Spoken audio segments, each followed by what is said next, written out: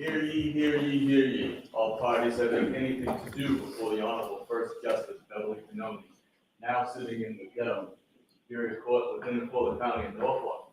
Draw near, give your attendance, you shall be heard. God save the Commonwealth and this good court. Thank you. Your Honor, this is 22-82117, the Commonwealth versus Karen Reed. Can I have counsel identify themselves for the record, starting with the Commonwealth? Adam Lally for the Commonwealth. Good morning, Your Honor. Good morning, Mr. Lally. Good morning, Your Honor. Laura McLaughlin for the Commonwealth. Good morning, Ms. McLaughlin. Alan Jackson on behalf of Ms. Reed. Good morning, Your Honor. Good morning, Mr. Jackson. Elizabeth Little, also on behalf of Ms. Reed. Good morning, Ms. Little. Morning, Judge David Yannetti for Karen Reed. Good morning, Mr. Yannetti. Good morning, Ms. Reed. Good morning, jurors. So I have to ask you those same three questions. Were you all able to follow the instructions and refrain from discussing this case with anyone? Yes. Everyone said yes or nodded affirmatively. Were you also able to follow the instructions and refrain from doing any independent research or investigation into this case? Yes. Everyone said yes or nodded affirmatively. Did anyone happen to see, hear, or read anything about this case since we left here on Tuesday? Everyone said no or shook their heads. So, jurors, from time to time, I will give you instructions or talk to you for a few minutes about how you evaluate evidence. So I just want to take a couple of minutes today. It's part of my job, where my job is to teach the jury about the law. So in considering the testimony of any witness, please remember that questions are not evidence. Only the answers, which are in fact the only part of the exchange between the lawyer and the witness that are given under oath, are evidence. So if a witness is asked, isn't it true that after you learn that your uncle left you money in his will, you poisoned him? And the witness answers no, based solely on that question and that answer, there's no evidence that the witness has an uncle, that the uncle had a will, that the uncle left the witness money, that the witness knew that he did, or that the witness poisoned him. So going forward, I want you to consider the evidence in that regard. Also, there were videos shown to you, and I expect that throughout the course of this trial, there'll be many more videos shown to you. These videos are evidence, and there's audio on these. So what the video shows is for you folks to decide. Not me, not any of the lawyers. What an audio recording says is for you to decide. Not me, not any of the lawyers, because you find the facts. That's your job. We all have different jobs, but finding the facts in the case is your job. Okay, so with that, please get the Commonwealth's witness back on the stand, Mr. Flamati.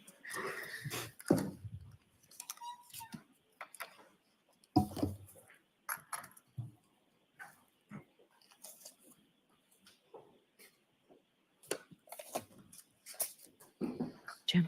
Yes. Swear in again, please. Thank you. Just watch your step forward. I just need you to raise your right hand one more time. Do you solemnly swear the evidence you give the court and jury of the case now and here should be the truth, the whole truth, and nothing but the truth, so help you God? I do.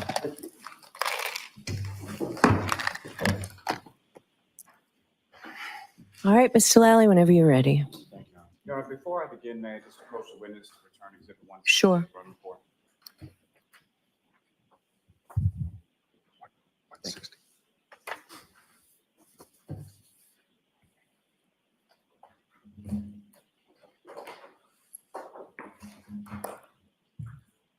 Good morning, sir.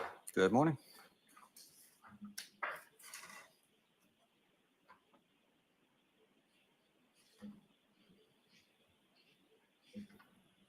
Now, firefighter Flamati.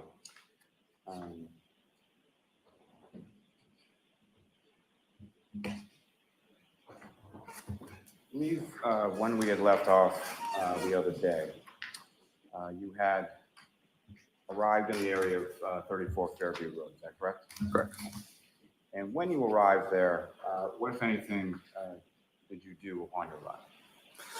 So on arrival, positioning the apparatus is going to be our most important thing, trying to figure out where our patient is and parking our apparatus close enough, especially at nighttime, that we can light up the scene as well as we can to try and figure out how to approach a scene, because if we have to trek equipment farther distances, it can slow our response down. So we try and make sure our arrival and positioning is as best as we can put it. And as far as positioning in reference to when you first are sort of pulling up on the scene, where are you in the ambulance again? So I would have been the passenger of the ambulance. Usually the tech that's leading into the call will sit on the passenger side to try and mentally get ready for what's going on, whether it's reviewing protocols or just trying to assess the information coming across the radio so you can update your treatment plan as much as you can before you even see the victim. And when the ambulance comes to a stop or it's parked at your position, what if anything do you see sort of as far as the scene is concerned? So we have our fire apparatus that are helping light up the scene, but we also have two female parties going by to the victim on the side of the road, and going back and forth between that person and the side of the road. And from the position when you first arrive, are you able to see the person on the side of the road? You can see a shape of a person, so we know that's where the patient is, because we reported that there was a party on the side of the road. So seeing a body shape, that clued us that that was where we were headed. In addition to the ambulance that you're in, how many other vehicles are on scene when you get there? When I get there, I believe it is engine 3 and car 5. And beyond sort of the vehicles from your department, what if any other vehicles do you see when you get there? If I remember correctly, it was just a personal vehicle. I don't remember if there's any police cars on scene at that time.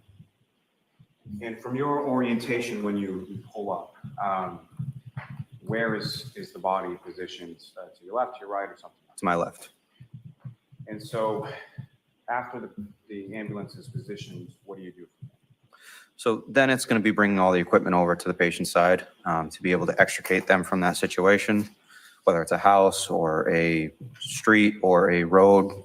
We assess where they are, and then the best tools to get them out into the ambulance to be able to work effectively on the patient. When you proceed over to, now again, at some points subsequent later on, are you able to identify who the person on the ground is? Yes, we will try and get a general idea of the age of the patient, the positioning of the patient, how they were found, and then when we get them into the ambulance, we can start identifying ways to register that patient in the emergency room.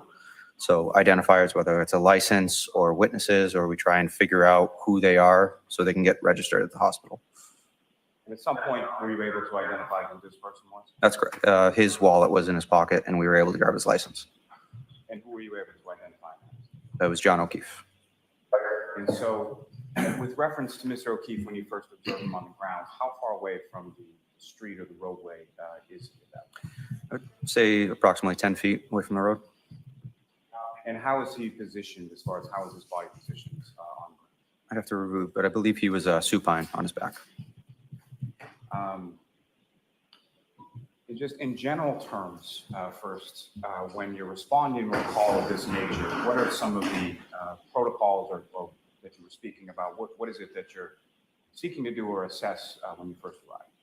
So we're trying to determine if it's a cardiac arrest, that whether it's a viable transport or workable arrest. We have certain protocols within the Massachusetts protocols for whether we work the patient or we relieve the patient on scene if it's a police matter, if there's injuries non-sustainable with life.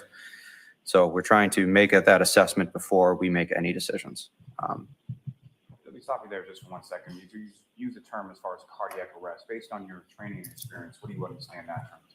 So cardiac arrest, to the best of my knowledge, is just the cessation of electrical and mechanical activity in the cardiac muscle. So the cardiac muscle pumps blood throughout the body, and when that stops, all life stops after that. Now, in particular reference to the conditions, the weather conditions that you find yourself in, what, if anything else, is sort of on the scale or spectrum in regard to diagnosis of this? So cardiac arrest, depending on where they're found, we try and figure out what led them to be at that point. So we're looking at weather conditions as well. That can also affect viability of resuscitation.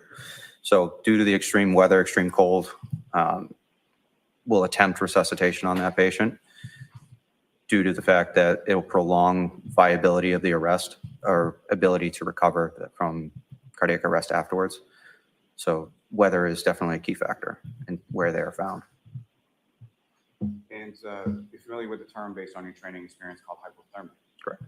And so what, if any, sort of relationship does cardiac arrest have? Well, let me ask you this first. What is your understanding of the term hypothermia? Exposure to extreme cold that lowers your core and extremity temperatures down to a below 95 degrees usually. And what, if any, interplay is there between hypothermia and cardiac arrest? So like I said before, it'll prolong how long, it'll preserve the body after arrest. So if somebody's found in like a cold water situation, there's been multiple reports of patients recovering after being drowned in cold water for up to an hour. So viability is definitely improved by the cold weather. As far as viability is concerned, you talk about doing your assessment. What are sort of the steps that go into your assessment? So we're looking at obvious signs of death. So we're looking at exposure of brain matter. We're looking at traumatic injuries, decapitation, things that would basically be non-life sustainable. We're looking at signs of lividity and rigor to basically show us how long the patient has been down for. And the age of a particular patient, what, if any, relationship does that have to your assessment? So it'll show the extent of frailty the patient has. If somebody is an elderly patient, severe cancer patient, their ability to sustain a cardiac event like that is less. So somebody that's younger or middle age will have a much better chance of recovery afterwards. But that would really be the only key that we're looking at. And what, if any, observations did you make of Mr. O'Keefe during your assessment of him initially?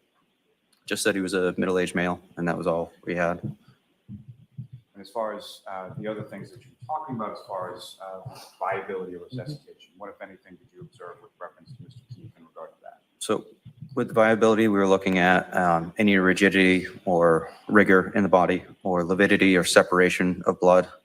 You would have a pooling of blood or bruising, it would look like, at the lower parts of the body, depending on how the person's positioned, basically. If they're supine, you'd have positioning or pooling underneath the body. And then you would have stiffness of the arms, legs, jaw, neck. To be able to move the body, we're looking to, if they don't have those things present, it's another check mark of saying this is viable, we can work this. And specifically as it applies to your assessment of Mr. O'Keefe, what, if anything, do you recall in regard to that initial assessment as far as viability? So his limbs were able to be moved, jaw was able to be moved. The posterior of his body was red, so not the indicative of lividity that we're looking for. So we termed it to be a viable arrest and continue to work. You mentioned as far as sort of gathering your equipment, bringing it over to Mr. O'Keefe, what, if any, equipment did you gather? So equipment initially is going to be our scoop stretcher to be able to pick the patient up, break apart, put it underneath him. We have a first in bag, an airway bag, cardiac monitor. We'll bring all that over to the patient's side to be able to do as much as we can in that situation. But due to the weather, we wanted to get him out of the weather, because that was one of the things that was hurting him at that point, is getting him into the warmer ambulance and beginning the warming process. So get into an area where we can assess the patient thoroughly with good lighting, and to be able to expose the patient, begin the warming process. And when you go over to where Mr. O'Keefe is, about 10 feet off the roadway, who, if anyone, from your department goes along with you? So I have Matt Kelly with me and Tim Nuttall. I also have Frank Walsh, Katie McLaughlin, and Greg Woodbury, and Captain Robbery. And as far as this sort of initial assessment on the ground with Mr. O'Keefe, what, if anything, were sort of each of those respective people doing with regard to Mr. O'Keefe? I'd have to review specific interventions as far as who did what, when. But that's why we document things immediately afterwards, so it's all fresh.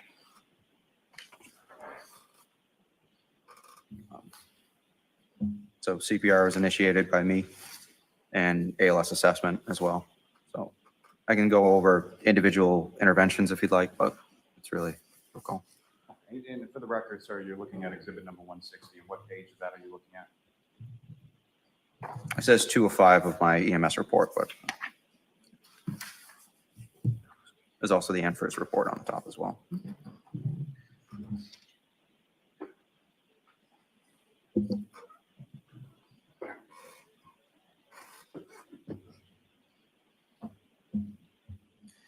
So initially, when you go over to Mr. O'Keefe, how many other people are sort of in that area at that time? So in the area, we have the first responders, and then we have the 2 female parties on scene. Where were the 2 females in relation to Mr. O'Keefe? So as we're approaching the scene, they were kind of in between us and the patient. So we tried to gather as much information as we could from them as we could.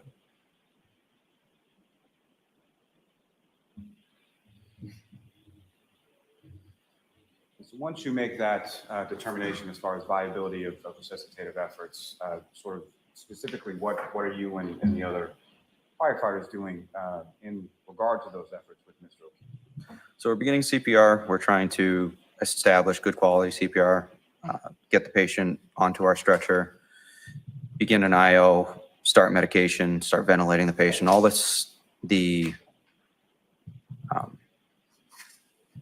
all of the conditions that the body has, we're trying to remedy through intervention. So we're trying to breathe for the patient. We're starting to press on his chest to do CPR to cause his cardiac muscle to compress, spread blood through the heart, cardiac muscle, cerebral brain. And we're trying to reverse what's happening in the body. Now, as far as when Mr. O'Keefe, you observed him on the ground, what, if any, snow did you observe on or around him in that area? So the snow was probably up to the mid-axillary point. So we're looking at probably halfway up his rib point. Top of his body was clear. And do you know about how much snow was covering his body up to the mid-axillary? I'd say probably about 4 inches, 4 to 6 inches. Now, as far as your observations, Mr. O'Keefe, when he's on the ground, what, if any, observations did you make as far as how he was dressed? For the exposure, I'd say he was pretty underdressed. Long sleeve t-shirt, jeans, nothing really substantial to be out in that type of weather. And at this point or any subsequent point, what, if any, observations did you make of Mr. O'Keefe's footwear? By the time so our first priority is obviously going to be treating the patient. His clothes do matter, but it's on the list of priorities, not huge. So by the time we figured out he was missing one of his shoes, we were already at the hospital at that point. And do you recall which of his shoes he was missing? I don't. And as far as that missing shoe, was that something that you or any of the other firefighters, paramedics would have needed to have removed on scene pursuant to any sort of treatment? Nothing would have been done through the feet. It would have been just exposure of the patient to see possibly the extent of frostbite, if it had started affecting his extremities, fingers, nose, that type of thing, of hypothermic reaction there. Would that be something that would have been removed by one of you or one of the other firefighters while he was on the ground? If it would have been removed, both of them would have been removed to assess that. It wouldn't do much good to just remove one and leave it there on scene.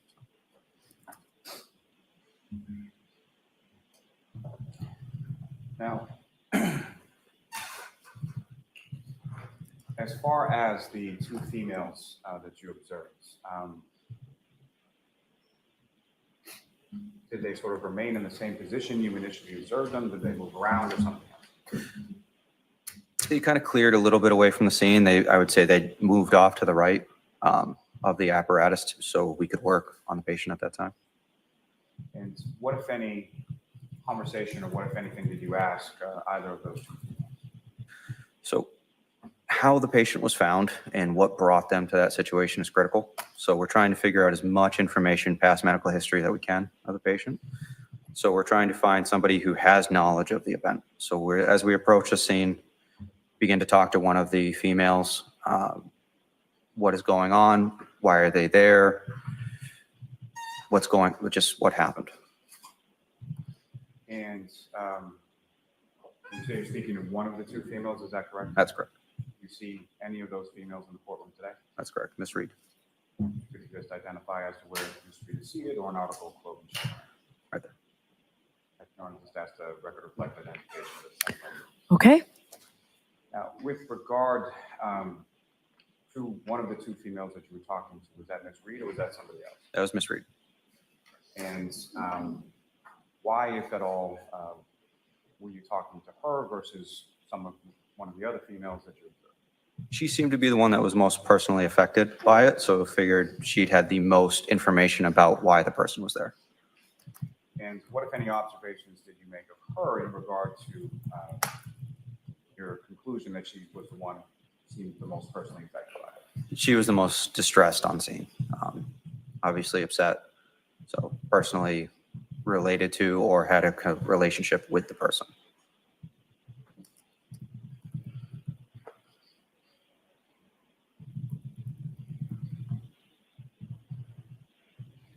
Before we get to any conversations, what, if anything, did you observe Ms. Reed or any of the females doing with reference to Mr. O'Keefe's body when you first started to come up to this? So I would characterize it as an attempted resuscitation. She was attempting to do CPR, but due to their erratic behavior, she was running back and forth between the other female on scene and the body, back and forth, trying to press on his chest, wake him up, talk to him, just to no avail. And as far as your conversation with Ms. Reed, what, if any, questions did you ask in regard to the demographics or anything else? So do you have any information of who this is? How are they here? Tried to get any type of information we could from her at that time, but with no luck. When you say with no luck, what, if anything, what, if any, response did you receive from Ms. Reed in regards to your question? So the only response that I was personally given was just, I hit him. Oh my God, I hit him. And when she's saying, I hit him, oh my God, I hit him, how loudly is she saying that? So she was within 2 feet of me, but very loud. Any type of follow-up questioning, did you hit him with your hand? Did you kick him? What happened? She just repeated the phrase over and over again, I hit him, I hit him.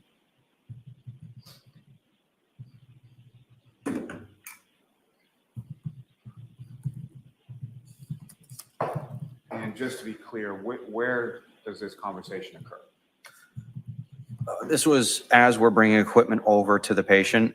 The interventions are going to be started basically by whoever gets over to the scene first. I'm trying to gather information as a lead paramedic to try and coordinate interventions and therapy to kind of holistically be the team leader in that situation and treat and transport the patient. So it was on approach to the patient, probably halfway between the ambulance and the patient. And with regard to that treatment of Mr. O'Keefe, and you referenced it earlier being within your report, what were sort of those steps or what, if anything, did you and the other firefighters do with regard to treatment? Before you answer that, Your Honor, may I request, may the witness just refer to his EMS report as he goes? Yes, if need be. Thank you. So we try and document through our flow chart of all of the interventions that we're doing. So CPR is obviously going to be our first priority. CPR is initiated, unchanged but successful in the actual intervention itself, no complications. We do our ALS assessment that we talked about of any further indications of this is not a viable arrest. We determined it was a viable arrest and we move on. Then we're going to start, we refer to it as a bag valve mask at 15 liters per minute on oxygen. The patient's not breathing on their own, so we're trying to assist ventilating that with high flow oxygen as well. And easy IO, which is a needle we put into the bone of the tibia of the patient. That was on the right tibia was the first one we put in.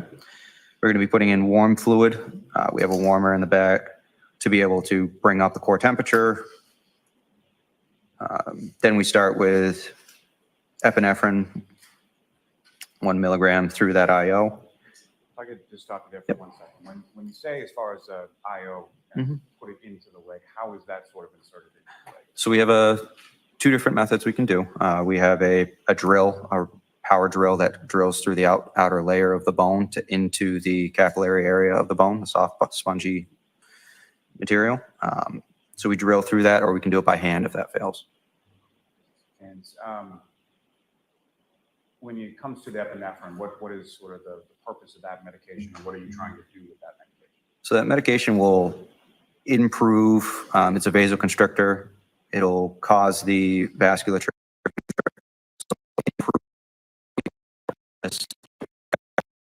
vasculature and the cerebral.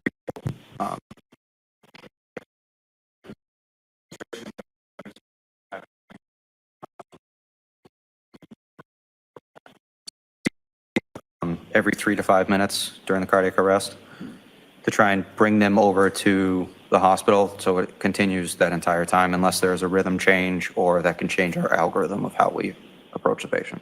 If there's a rhythm regain or return of spontaneous circulation. And so how many times or what times was the epinephrine administered via the IO to Mr. O'Keefe? So I have epinephrine at 620, 625, 630, 635, 640, 645. And when was that first administered? Would that have been at some point when he was outside of the ambulance on the ground or in the ambulance or something else? It would be dependent on transport time.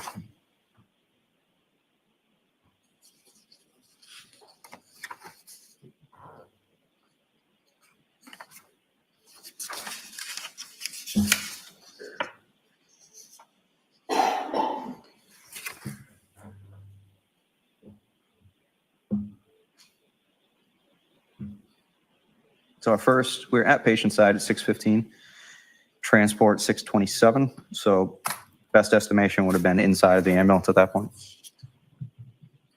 I'm sorry I interrupted you before, but after sort of the introduction of the epinephrine, what if anything, did you and the other firefighters? After the first round? Yeah. So first round of epinephrine. After that, we would drop in what's called an OPA. That would be to push the tongue out of the way, open up the airway to improve our bag valve mass so it has an open air way to get the oxygen into the lungs. We begin external warming, stripping the patient, getting the heat turned up in the back of the ambulance.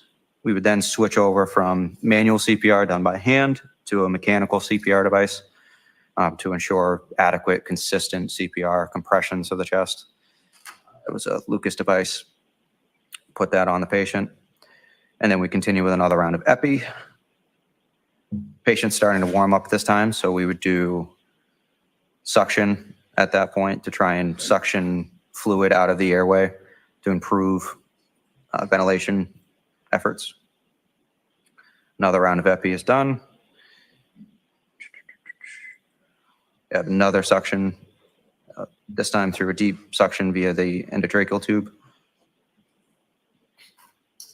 Sorry, at 6:22 after warming, we intubated the patient.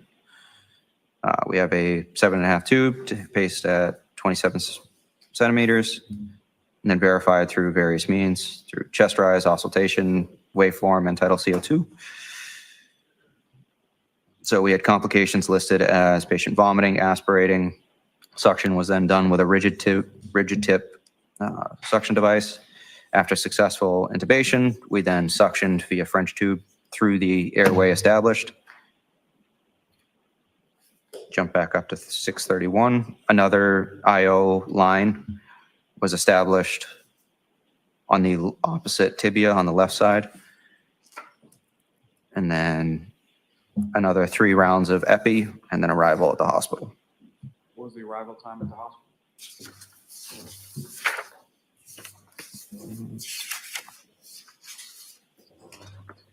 At destination was 6:45. What hospital was that again? I'm sorry. Good Samaritan Medical Center. There's a term that you use in your reports called, and I'll probably butcher this, but asystole, is that correct? Yeah, asystole is going to be a cardiac rhythm where there's no electrical activity in the heart and is referred to as flatline. What, if any, observations did you make in your treatment diagnosis in regard to Mr. O'Keefe as far as asystole? So that was the rhythm he was found in. From initial rhythm, I have on the EKG at 6:32 as asystole. So we basically observe that for any changes. whether it's increase of electrical activity, regain of adequate pulses, all of that can kind of be hinted at with the cardiac rhythm. And then we would change our algorithm based on whether we go down the ROSC protocol or we continue down the cardiac arrest protocol. And whether it's on scene or it's in the ambulance, is there sort of a division of task or a division of different skill that's being employed in patient care? So patient care will have to do with level of training and also proximity on the patient. Where you get into the ambulance is just logistically, if you have the training, it's not a huge open ER, it's a small environment. So we try and not have people jump over each other as best as we can. And if you recall, who was sort of doing what in relation to treatment of this patient? So in the back of the ambulance specifically? Yes. Okay, in the back of the ambulance, Tim Nuttall was managing the airway. I was the team lead that was kind of coordinating all of the interventions. Matt Kelly was assisting in gathering equipment, doing CPR before the mechanical device was placed on. Basically, they act as an assistant to hand equipment, place things in strategic areas around so we can actually work without having to go get those physical things ourselves. Now, as far as you indicated removal of Mr. O'Keefe's clothing once in the ambulance, correct? Yes. What was it about the sort of the condition of the clothing that led to the removal of that? So removal of clothing is actually pretty standard for any cardiac arrest, any traumatic injuries. We're basically trying to get further clues because this is all happening very quickly. So we're trying to get more evidence of why are they here. We're looking for extremity injuries, crush injuries, bruising, anything that we could document, that we could pass on to the emergency room staff and doctors. So we would strip most patients.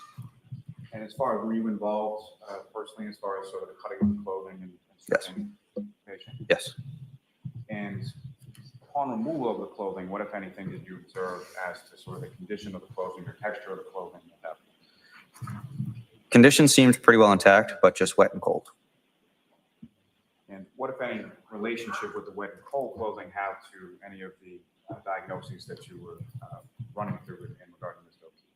It would really just be the exposure to the weather would be our biggest trigger off of that, or if you had protruding injuries through the clothing, compound fractures, things like that. The clothing was intact, but we knew it was wet, it was cold. So as we strip things off of him, we can see underneath basically if there are any not every fracture breaks through the skin, not everything causes obvious things, obvious signs. So as we strip the patient, we can begin to further assess. Take you back just for a second to outside of the ambulance. Yep. What, if anything, specifically were you able to observe with reference to any injuries Mr. O'Keefe had sustained? Injuries are pretty tough to see outside of the ambulance just due to the weather, due to the lighting. We have seen lighting on the ambulance as well, but let me ask you Yeah. this, as far as what, if any, difference did you know between the lighting in the back of the ambulance versus when you were with Mr. O'Keefe on the ground? so he was still out in the weather at that point, so bleeding wasn't really obvious at that point. As soon as we get him into the back of the ambulance, then we start noticing hemorrhage from different areas of his body. And when you say hemorrhage from different areas, which areas specifically? So mostly from his mouth, his eyes, nose. Yeah. And just to be clear for the record, when you use the term hemorrhage based on your training experience, what do you understand that? Bleeding, external bleeding. Now, you mentioned that there was some suctioning of Mr. O'Keefe's airway, is that correct? Correct. And what, if anything, specifically was suctioned from Mr. O'Keefe's airway? Suctioning from the airway was mostly blood, blood, sputum. And as far as how much, what, if anything, do you have to sort of measure how much blood was suctioned out of Mr. O'Keefe's airway? So we have a canister that has marks of milliliters, so we can determine as we're suctioning how much is in that container at different times. And about how much, based on that, was suctioned from Mr. O'Keefe's airway? So the initial suctioning with the rigid tip was about 150 milliliters. And subsequently, so that would have been above the airway in the mouth in that type of area. We established the intubation, and then deep suctioning with that soft tip through the intubation tube would have been another 50 milliliters of fluid. Now, with reference to, you mentioned some observations in Mr. O'Keefe's back, correct? What's that? You Sorry. mentioned some observations you made earlier in reference to Mr. O'Keefe's back. Yes. And what were those again? So that would have been redness of the skin of the posterior of the body. What, if any, significance does that have to you as far as your observation? So redness from the skin, if it's general or across the body, can mean certain things. If it's just a particular area, and due to the fact that it was cold outside, that would have been the initial stages of frostbite or exposure to cold. And as far as the remainder of Mr. O'Keefe's body, what, if any, other observations did you make, and which areas did you make those observations to in regard to the initial state? So for as far as the cold exposure, cold exposure, we're looking at the most exterior parts. Extreme cold exposure can lead to frost nip and frostbite in different areas. The first affected areas are going to be your fingers, your ears, your nose, your toes, that type of. So that was a cold, waxy, pale, stark white substance, basically, or condition of his skin. And on each of those areas that you just described? Yes. Now, sort of up in the area of Mr. O'Keefe's head, you mentioned some bleeding from the eyes and the nose, correct? Yes. As well as his mouth. Yes. And beyond that, what, if any, observations did you make of any other sort of injuries to his head or his face? So his eyes were pretty well swollen. We were trying to clear areas of blood to figure out if there were any contusions around the head. I believe there was a contusion on his forehead. Also had some markings on his extremities as well. And just as far as your understanding, based on your training experience, when you use the word contusion, what do you understand that? Bruising. And before we get to the extremities, what, if any, observations did you make as far as Mr. O'Keefe's abdomen? Abdomen we noted as significant as distension or swelling of the belly. And what, if any, significance did that have to you in regard to Mr. O'Keefe? It's another of our detailed assessments. We go through the body in a more detailed way to try and find more clues that we can pass on for the assessment. Distension in the belly could be due to trauma or bloating. It could be, those are usually our biggest triggers for distension. Now, you mentioned as far as the extremities are concerned, what, if anything, did you observe as far as injuries to Mr. O'Keefe's extremities? So we're looking at, so we had the cold, rigid fingers, hands, feet, and we had multiple dry blood lacerations to the right arm. Do you recall specifically where on Mr. O'Keefe's right arm? Would have been his upper arm. And you mentioned dry blood, is that correct? Yes. So these were not actively bleeding at the time that you observed them? No. Now, as far as being dry blood versus actively bleeding, what, if anything, does that indicate to you as far as sort of timing? So we had active bleeding from other areas in the body. So the fact that it had already stopped and clotted, I would assume that would have been several hours before the incident that led him to be there, but I would guess earlier in the evening.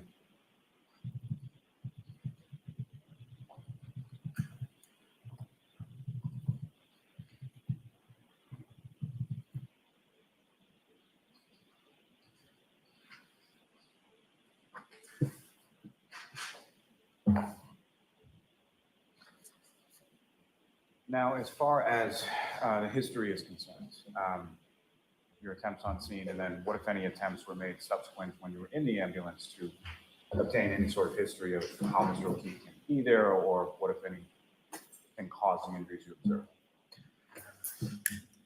Once we get the patient into the ambulance, there was no family, no bystanders in the back of the ambulance, so then it's going to be solely based on physical assessment. And with within sort of the team of firefighters that you had, who, if anyone, did you direct to try and obtain that information while you were in the back? So that would have been Katie McLaughlin. And what did you ask Ms. McLaughlin to do? So Katie was one of our senior paramedics at the time. So we had enough skilled hands working on the patient at that time. So to direct her, I wasn't able to get as much information and still had a skill to do, or still had a task to do, to run the cardiac arrest. So I directed Miss Reed over to Katie to try and gather more information as to why they were there. If you could get any more information about who he was, events leading to the injury, how long he was down for, any type of information, and then moved on to the patient at that point. And so firefighter McLaughlin is having this conversation outside of the ambulance, is that correct? That's correct. This is going on while you're inside of the ambulance actively treating Ms. Roque. It was a very quick process. So I start the conversation, wasn't productive, wasn't moving forward, moved her over to firefighter McLaughlin, continued on to the patient, and then started treatment, moved the patient in, and then Katie came into the back of the ambulance to help. So it was a very quick process.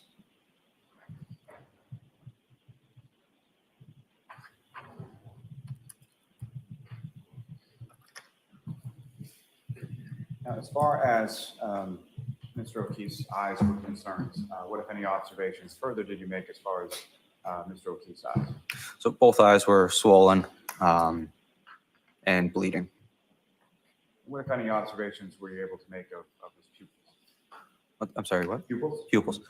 So I've documented as 4 millimeters and non-reactive. What, if any, significance?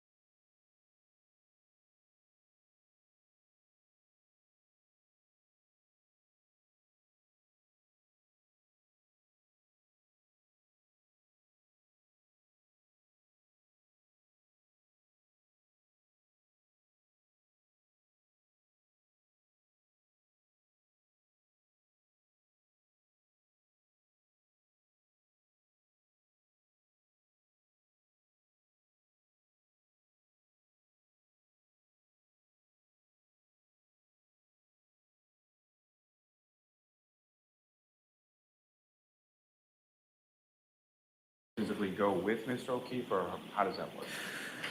Yep, so that's referred to as a transfer of care. So there's different people, like I said, it's a team base where different people are in charge of different things. You'll have the nurse in charge that's in charge of documenting our interventions that have been done so far, time of down, the patient was down, and then she starts documenting all the different interventions that were done by the hospital staff as well. You also give a report to the doctor who's then taking over as lead for the cardiac arrest. They're going to start issuing orders for the patient and treatment. And then you have registration that will get the information to register the patient that they can tie all of their interventions to. And during that sort of process of exchange of information and things of that nature, what, if anything, did you learn in regards to the sort of core body temperature of Mr. O'Keefe? So to add that assessment, I believe he had a core body temperature of 80 degrees. What, if any, significance does that have in regard to sort of the typical core body temperature?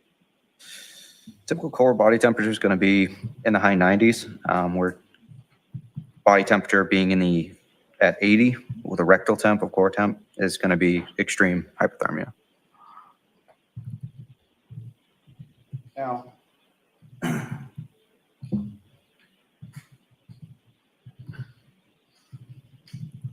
you're at Good Samaritan for a certain amount of time, correct, before you cleared? Correct. And at that point in time, while you were at Good Samaritan, that initial time, what, if anything, did you learn as far as Mr. O'Keefe's status or what had happened? So as we talked about before with the hypothermia and the extreme cold, they're going to work that for an extended period of time. Most cardiac arrests, I will try and hang out by the patient or in the area. As new staff come through, different things are found. The doctors and nurses might have follow-up questions. So I try to stay available as an asset that they can bounce those questions off, at least for 10 or 15 minutes afterwards, to make sure the whole process is completely transferred from all the interested parties. And during that course of time, what, if anything, did you learn as sort of the eventual status of Mr. O'Keefe? We didn't learn anything while we were at the hospital. We then cleared the hospital, returned back to quarters to decon the ambulance and to replenish all the equipment that we had used, get back in service, and move on with the shift. At some point during the course of the shift, did you have occasion to go back to Good Samaritan? Me personally, no. It would have been for an additional medical call if there was any calls for service afterwards. Did you recall whether or not you went back to Good Samaritan for any additional medical calls or anything of that nature? I don't recall.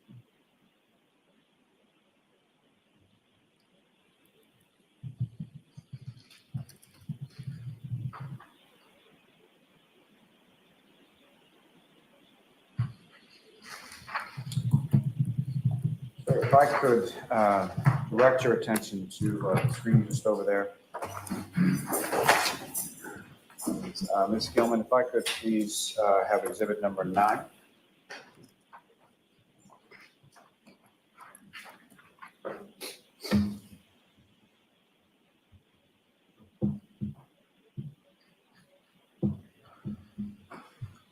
And so directing your attention to what's been previously marked as exhibit number 9 up on the screen, do you recognize what's in that photograph? The house. Is that the house that you responded to? Is that correct? And Ms. Gilman, if I could have exhibit number.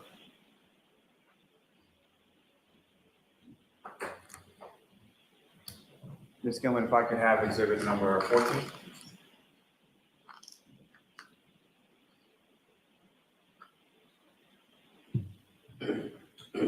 Again, sir, what's up on screen? Do you recognize what that is? I see blood, snow, general area, not sure. And lastly, Ms. Gilman, if I could have exhibit number 18.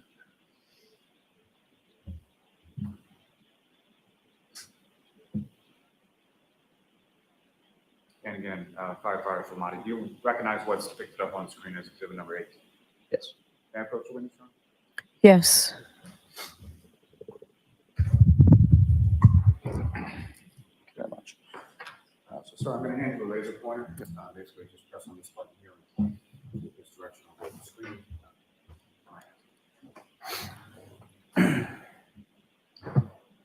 So, firefighter Flamati, within this photograph up on the screen as Exhibit 18, do you see the area in which you observed Mr. O'Keefe supine on the ground when you first arrived? Yes.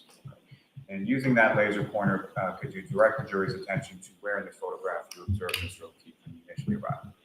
Initially arrived would have been in this area here.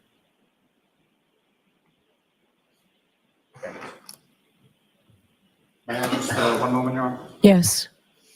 If you could turn, thank you.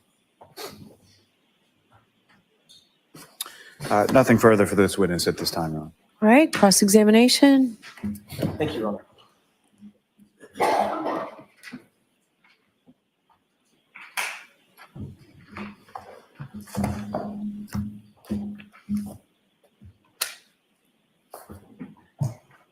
Good morning. Good morning.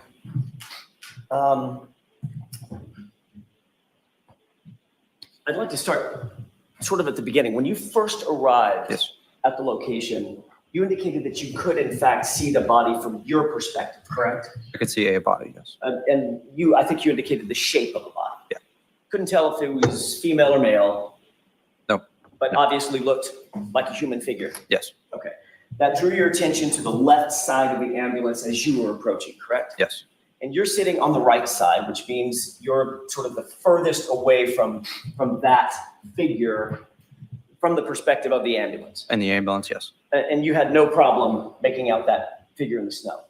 So figure in the snow, we had a good distance between the ambulance and the engine, so yes, Okay. And you indicated that the figure in the snow was on top of the snow, if you will, with some snow accumulating up the body of the individual. yes, But he was not covered in snow. No. There wasn't like a mound of snow over this figure. there were mounds of snow in the area, but not over the patient. Due to the wind, there were snow drifts in the area. And his clothes were dark as compared to the white snow. Yes.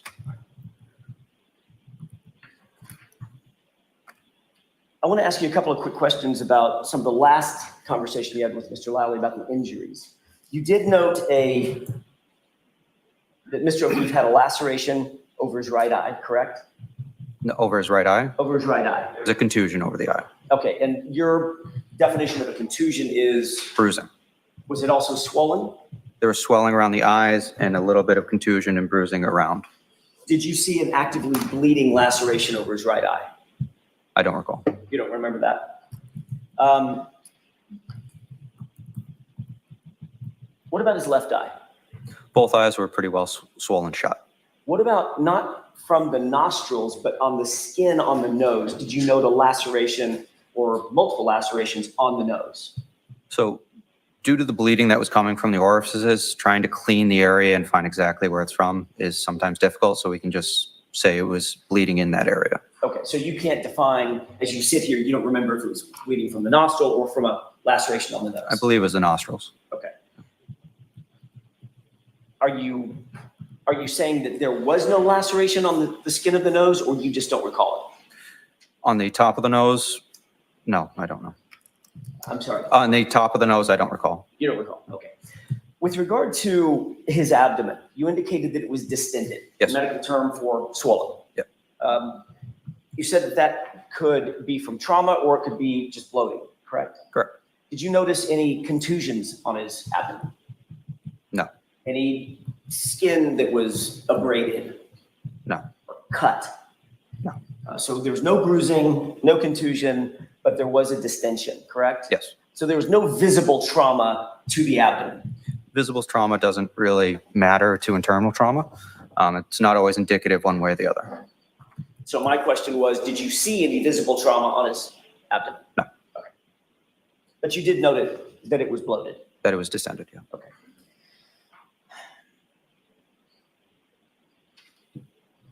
I want to talk to you for a second about, if I could shift gears, about the conversation that you indicated to Mr. Lally that you had with Ms. Reed. You were also asked about that conversation at the grand jury when you testified, correct? Correct. You testified that as the lead paramedic, you were specifically trying to get as much information from my client, Ms. Reed, as you possibly could concerning the victim and how the victim ended up being there, correct? Correct. You indicated in no particular order that you asked questions like, how do you know him, correct? Correct. How did he get here? Correct. What happened? Correct. Is there any additional information you can give me about what happened to this person? Correct. Okay, so that was a conversation that you were personally engaged in with my client in order to gather as much data, if you will, about what you were dealing with, correct? Correct.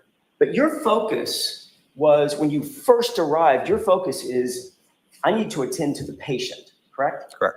Like, conversations notwithstanding, I need to deal with what's in front of me, which is an unconscious man in the snow, Correct. dressed inappropriately Correct.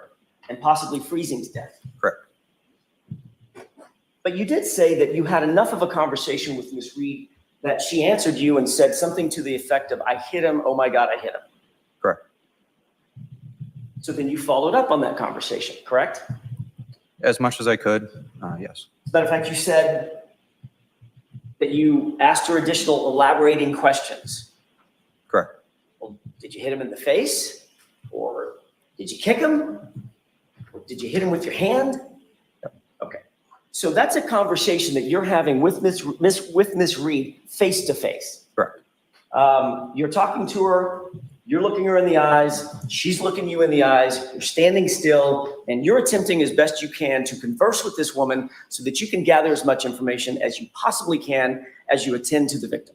Correct. You indicated that that conversation lasted long enough that the conversation was frustrated by the fact that you weren't getting information that was helpful to you. So you turned that conversation over to Katie McLaughlin. Objection? Sustained. Ask it a different way. Sure. Did you have, was your conversation in some way in your mind, and when I use the word frustrated, I mean, it was just, you weren't getting the information that you were seeking, correct? It wasn't productive. Okay, better way to put it, I'll use your word. That conversation was unproductive enough that you then moved the conversation over to Ms. McLaughlin, correct? Correct. Firefighter McLaughlin. And once Firefighter McLaughlin engaged Ms. Reed, you then began to attend to the patient again. So the patient was already being treated by the other personnel on scene. Okay. I started the conversation, realized it wasn't going anywhere. I had other responsibilities. So regardless of how they ended there, they still needed treatment Of course. and transport. So that began my priority and moved her over to try and get as much information while treatment was being done. What part of the treatment were you responsible for? All of it. Sorry, that's a great answer to a very vague question. Yep. What physically were you doing with Mr. O'Keefe? In which particular moment? When you first arrived and attended to him and physically touched him, in other words, were you the airway person? Were you the cardiac person? Were you doing chest compressions? Were you squeezing the bag? I would have been doing chest compressions initially until I could delegate that task to somebody else. Okay. And chest compressions, I'm going to butcher this because I've never been trained other than my little toddler. They look a little like what I'm doing now, correct? Correct. And I indicated palm over one palm over my hand, arms extended, and you can see my shoulders moving up and down in a rhythmic fashion, correct? So if, I didn't get an answer, correct? yes. I'll wait till then. What were you wearing? What was I wearing? My uniform. Didn't expect that one, did you? That was a different one. Heavy winter coat. Okay. Uniform. Do paramedics wear sometimes yellow, bright yellow for safety? Yes. Were you wearing a bright yellow, heavy winter coat? I don't recall. I have a few different coats. Got it. Got it. Do you remember what Ms. McLaughlin was wearing? I don't. Okay.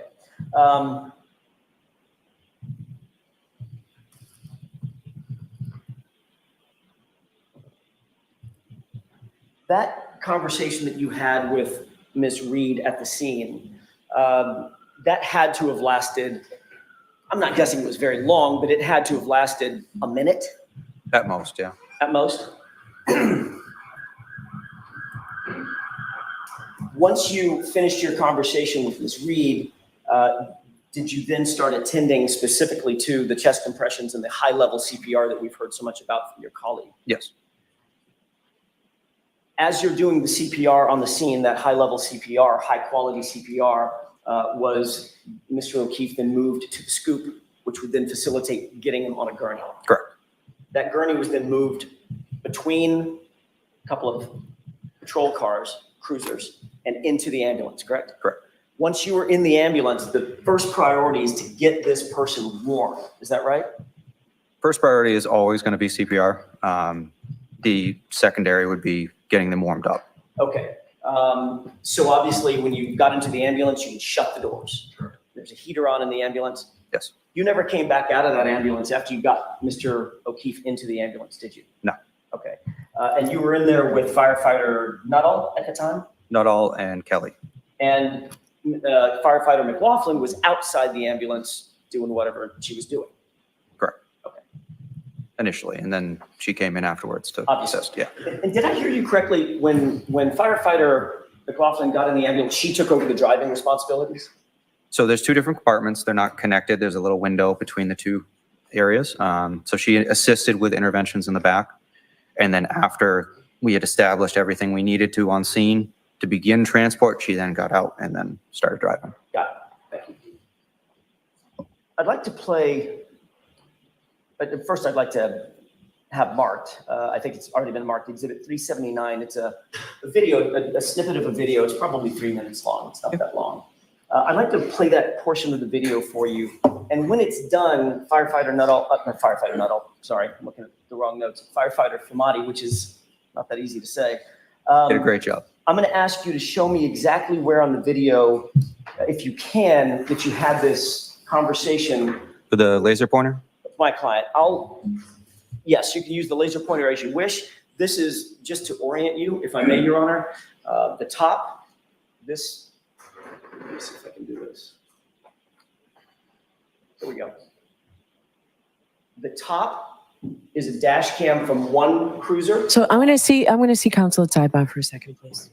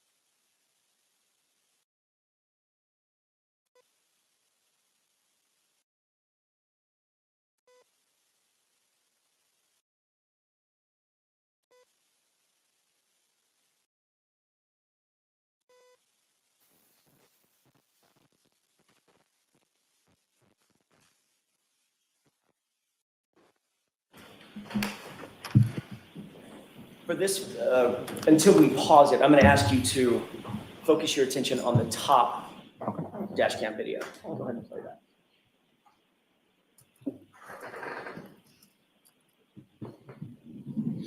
Can you pause it? Actually, I need to see counsel at sidebar again, please.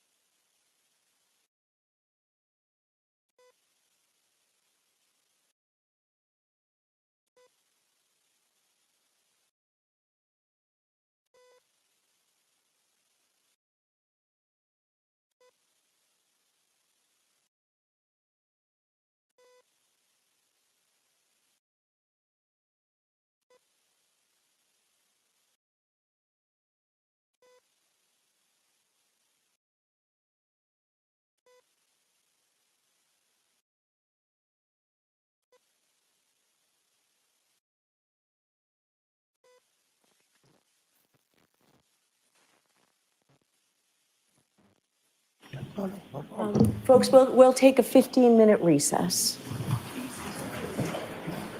All right, please.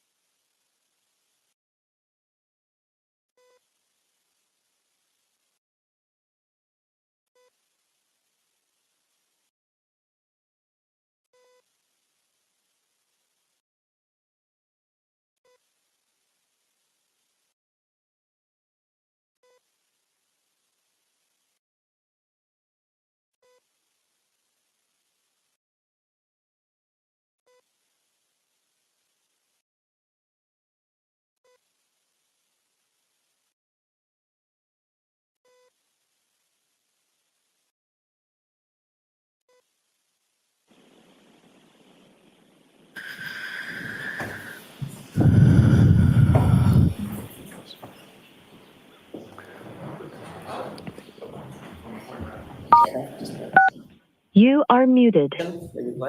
Yes, I'd like to see it.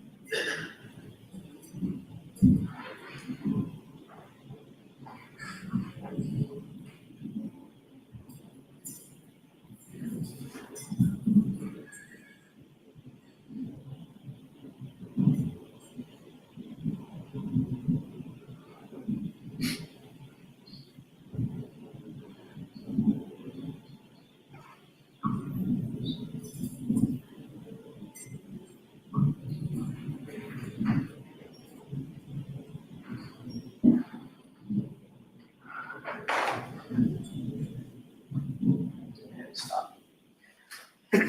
That's the extent of the, or approximately the extent of the length of the video, the clip that I was going to play. Okay. All right. So we'll take a 10-minute recess. Thank you, Your Honor. Court will rise for the extended recess.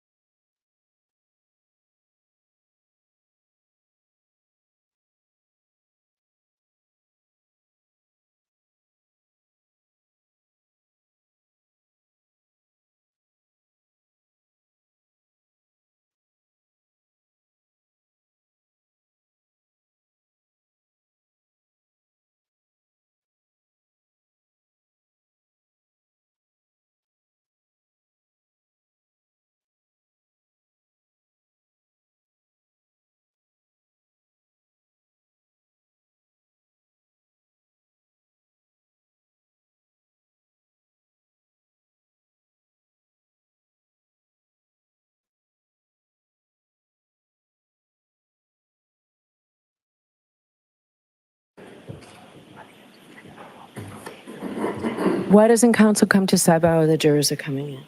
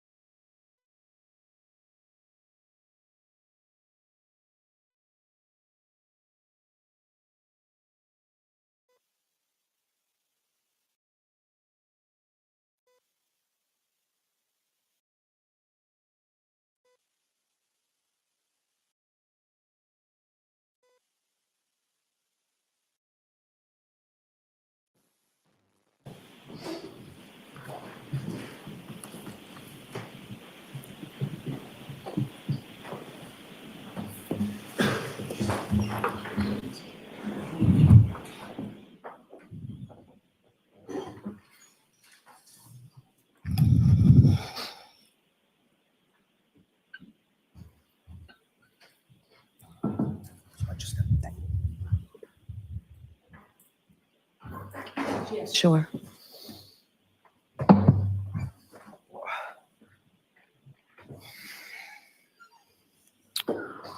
Okay.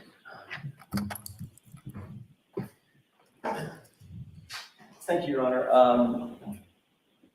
Firefighter from Flamati, I want to draw your attention to the top video, and I may pause it and ask you a couple of questions. Let's go ahead.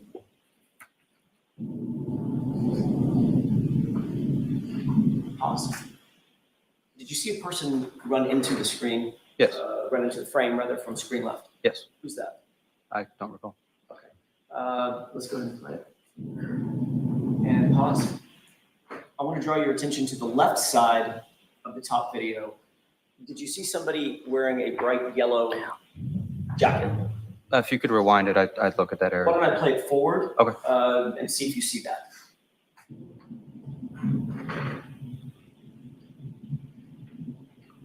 Yes. Pause. And do you recognize that person? I see a yellow jacket. I can't tell you who it is. Okay. Based on your memory, have you seen this before, by the way? No. Okay. Based on your memory, is that the approximate position that Mr. O'Keefe was in when you or your colleagues made contact with him? Approximately, I'd say a little bit more to the left. But that would be my guess. Okay. You going to play it?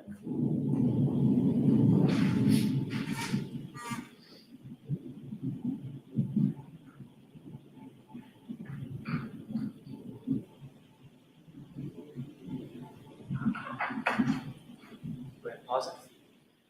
You see the person enter from screen left into the frame. It looks like a different person, yes? That person right there. Looks like a long-haired female? Yeah. Does that appear to be my client? From this angle, I couldn't tell you. Okay. Go ahead and play it. Pause. You see a person wearing yellow right there on the left side of the screen? If you're telling me that's a person, sure, yes. No, he's not telling you. So ask the question. If you don't see it, you don't see it. If you do, you do. I can't tell what that shape is. Okay, can you take a look, keep your eyes focused on that and tell me if you see that figure doing anything? Go ahead. Okay, pause it. Okay, do you recognize that figure now? I can't recognize the figure, but it looks like an up and down rhythmic motion Okay. that would indicate CPR. Would that be you? I couldn't tell you. Is the time accurate? Or 6:13? I'm just asking you what you recognize on the video. I couldn't tell you if that was myself or not. Was there somebody else doing CPR? Multiple people rotate through CPR, so yes. Who was responsible for doing the chest compressions? Whoever is closest to that area, we're all trained for that skill. Okay, I'm asking in this particular case. Yes. I know everybody's trained. Mhm. Didn't you testify earlier that you were the one doing the chest compressions? I said I was one of them. Yes. Okay. Does that appear to be you doing the chest compressions? It could be, I'm not sure. Okay, let's go to play. Okay, stop it. Do you see the person basically in the middle of the screen there? Yes, Does that appear to be my client? Or can you tell? I can tell. Go ahead and play it.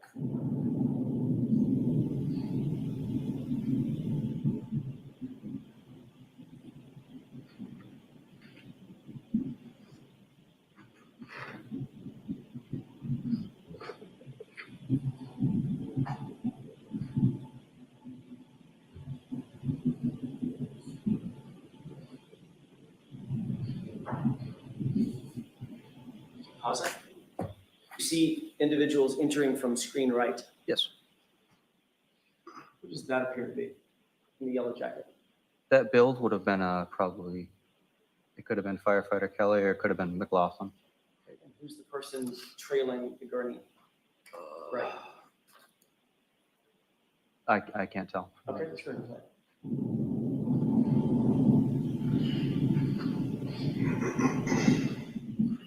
Go ahead, pause it.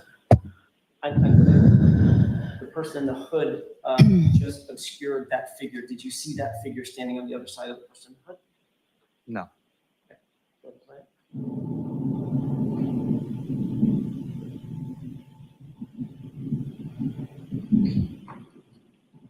Pause it.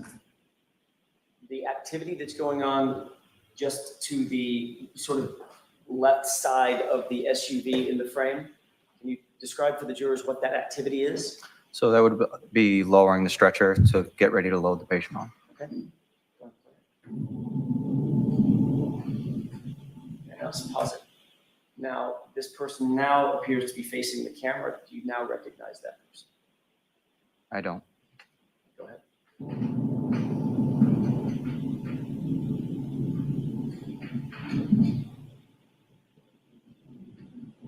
Pause. Can you focus your attention on that individual in the yellow jacket? Yes.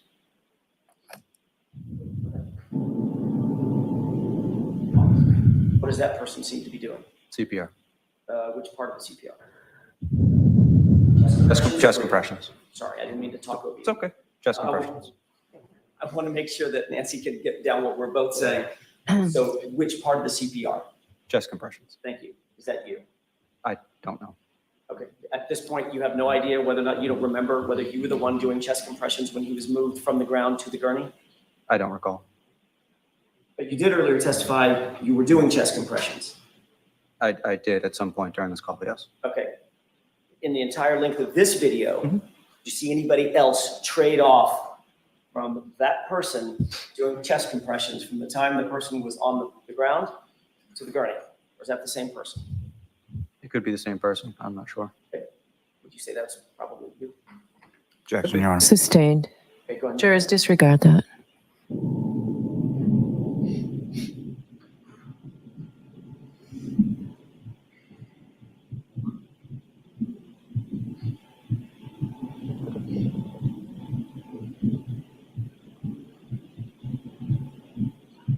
Pause it. I want to direct your attention to this person. It appears to be a firefighter in the middle. Do you see that person? Yes. Who is that? Objection, may we? The objection sustained. I'll see counsel at sidebar.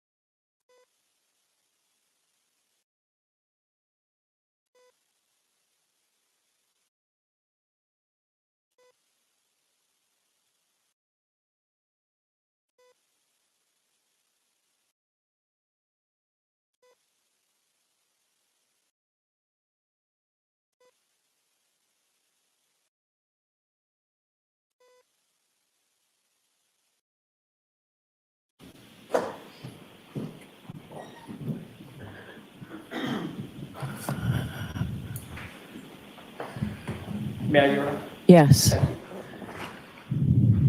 Take a look at the person or the yellow in the middle of the screen. Do you recognize that?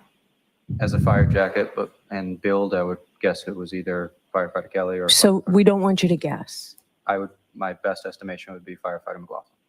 Firefighter McLaughlin? Yes. Okay, let's go to McLaughlin. Pause.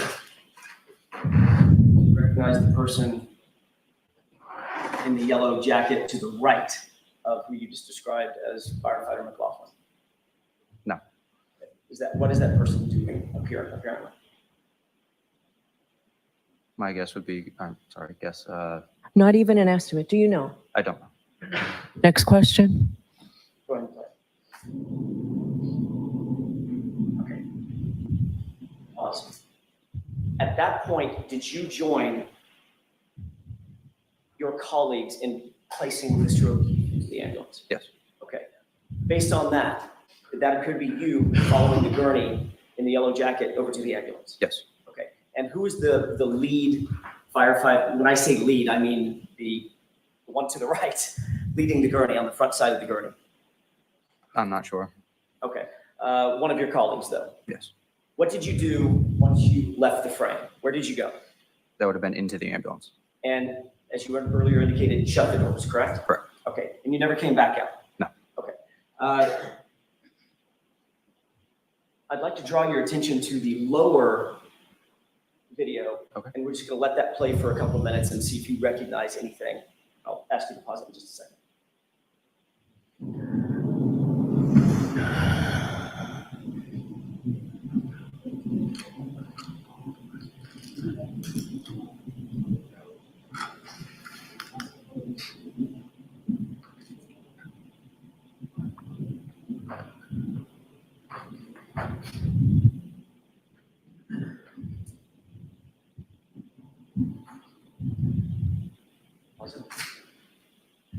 I'm going to ask you to look up to the top video. Do you see what appears to be a person wearing yellow to the right? Yes. You recognize who that is? No. Go ahead and play.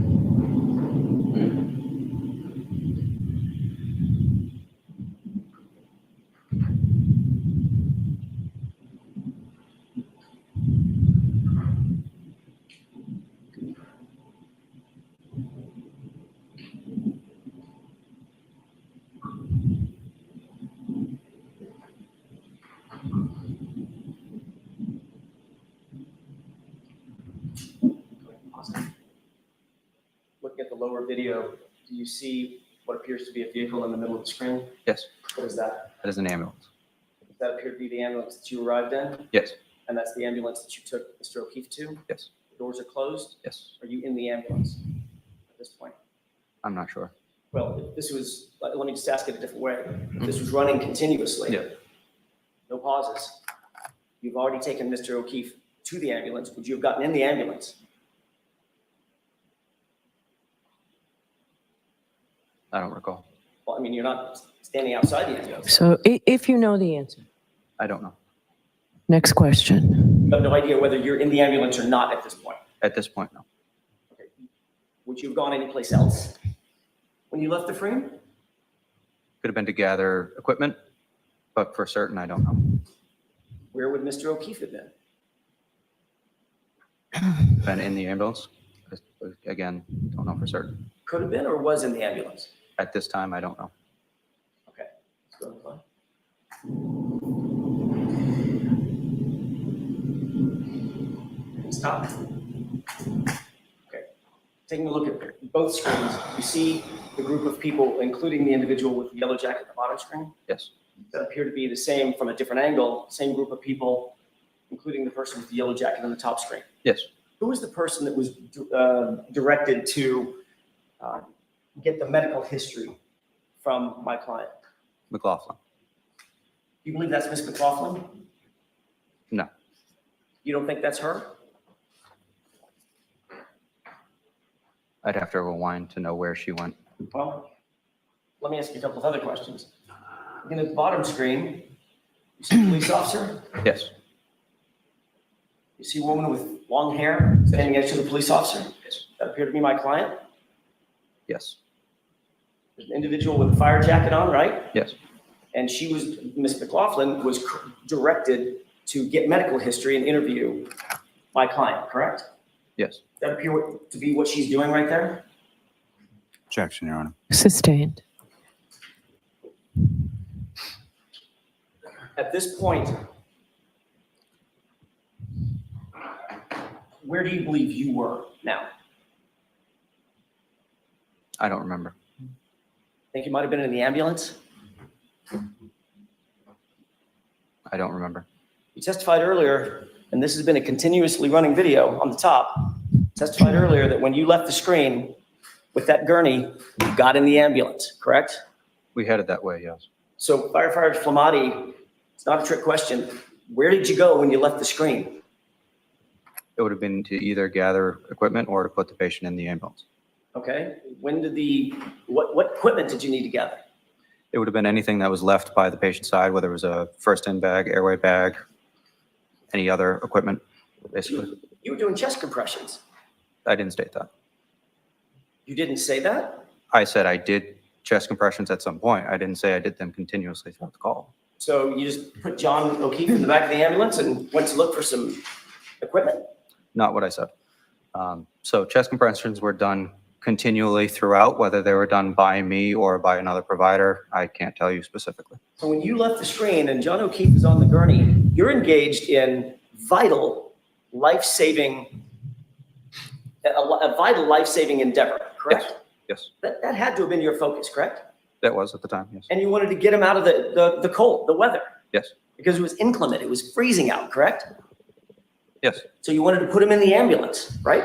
And you wanted to continue CPR because in your words, you testified on direct examination, you believe that there might be some viability left. yes, So CPR and life-saving measures were absolutely vital at that point. yes, You didn't go find equipment, you got in the ambulance, didn't you? yes. So at this point, you're in the ambulance, correct? At this point, I don't know. You indicated you never got back out of the ambulance after you got in, correct? I don't believe so, no.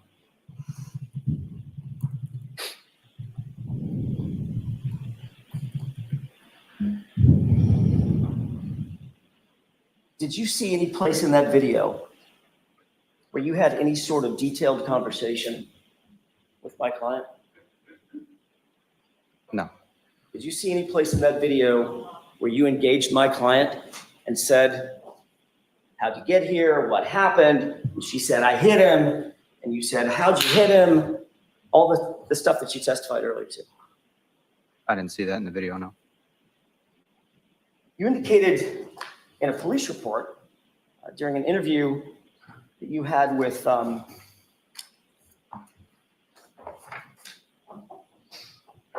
Yuri Butnik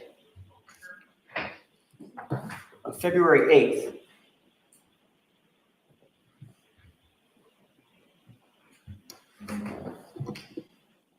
That my client said, I hit him, correct? Correct. You remember having that conversation with Sergeant Butnik? I don't recall the conversation, but I'm trusting that your records are accurate. Is it true that during that conversation, you indicated to Sergeant Butnik that, quote, Katie spoke with Karen Reed. Katie is Katie who? McLaughlin.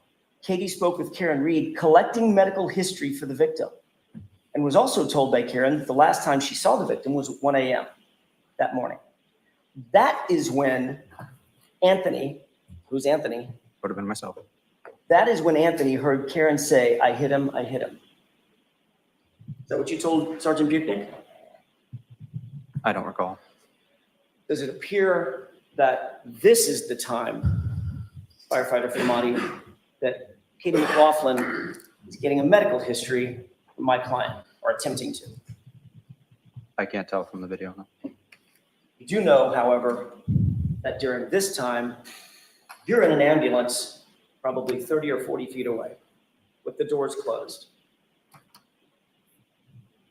I don't know. Well, you certainly don't see yourself in that frame, do you? Doesn't appear to be, no.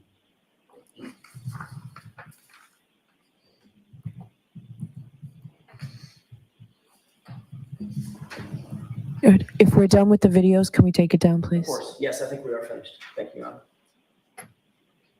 Honor. You were the lead firefighter on that team that night, correct? Lead paramedic. Lead paramedic, thank you. You understood, obviously, the gravity of hearing a statement like, "I hit him," some sort of an explanation about what may have happened to the victim, correct? Correct. That statement could potentially have direct relationship to, or a direct relational impact on how life-saving measures are done by the medical personnel that you turn the victim over to. Correct. You testified at the grand jury that you wanted, once you got to the hospital, you wanted to be as quote unquote helpful as possible when you handed over the patient, correct? Correct. You said you actually stayed at Good Samaritan for an additional 10 to 20 minutes, which is your habit in cases like this, because you wanted to be quote unquote an asset to the medical intervention team, correct? Correct. That team includes the doctors and nurses that were trying to provide life-saving services to Mr. O'Keefe. Correct. But you never relayed to a single doctor or a single nurse a single word about a woman who said, "I hit him," did you?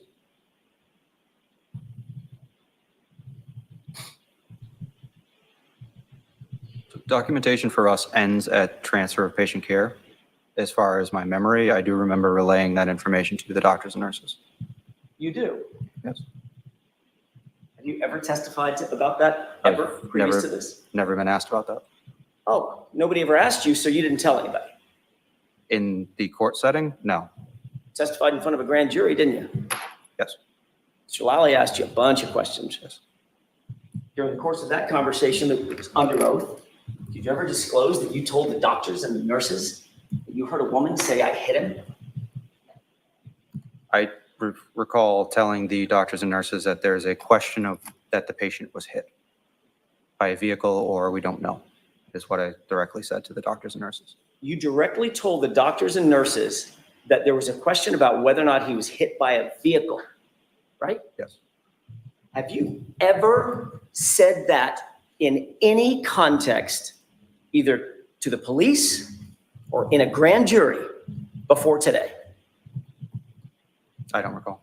You were asked a bunch of questions yesterday, the day before yesterday, and this morning by Mr. Lally. Yes. Did you say it on your direct examination? I wasn't asked that question. So since Mr. Lally didn't ask you, you just left it out, that you told the doctors, the medical professionals, that in fact, you described that this patient was likely hit by a car. Objection, Your Honor. Sustained. You wrote a report as well, correct? Yes. We talked a little bit about that report. There's an area in the report for a narrative Yes. about your observations, your experiences with this patient, correct? Correct. Your job as a lead paramedic is to be as detailed as possible, correct? Correct. You want to provide and impart the most detail you possibly can about an incident to assist in medical intervention, correct? Correct. Take a look at page 3 of 5 of your report. Yes, You see that narrative area? I do. Can you point to that portion of your report where you indicate that my client said the words, "I hit him"? It doesn't say that. Can you point to your report, the portion of your report where you indicate that you told the doctors and nurses that she said, "I hit him"?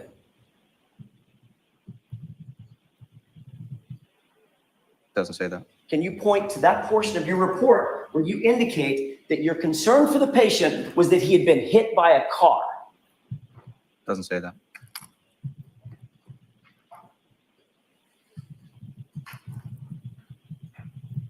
You indicated on direct examination that you were quote unquote looking for anything that we could pass on to the emergency room that would assist. Yes. I think it might have been an assistance to the emergency room personnel to indicate that you believe this person had been hit by a car. Objection. Sustained. Do you believe that would have been an important piece of information to pass on to the emergency room assistants. Objection. I'll let him have that. It would have been important, yes. And it's nowhere in your reports, correct? It's not in the reports, no. You didn't tell that to the police when you were interviewed 8 days later. I was not asked about how or what I was. My question is, Yes. did you tell the police 8 days later, or 9 days later when you were interviewed? And you didn't tell the grand jury that, correct? No. And you didn't mention that on direct examination in front of these jurors, did you? No. Can I have a moment, Your Honor? Yes. That's all I have, Your Honor. Thank you. Hey, Ms. Delali?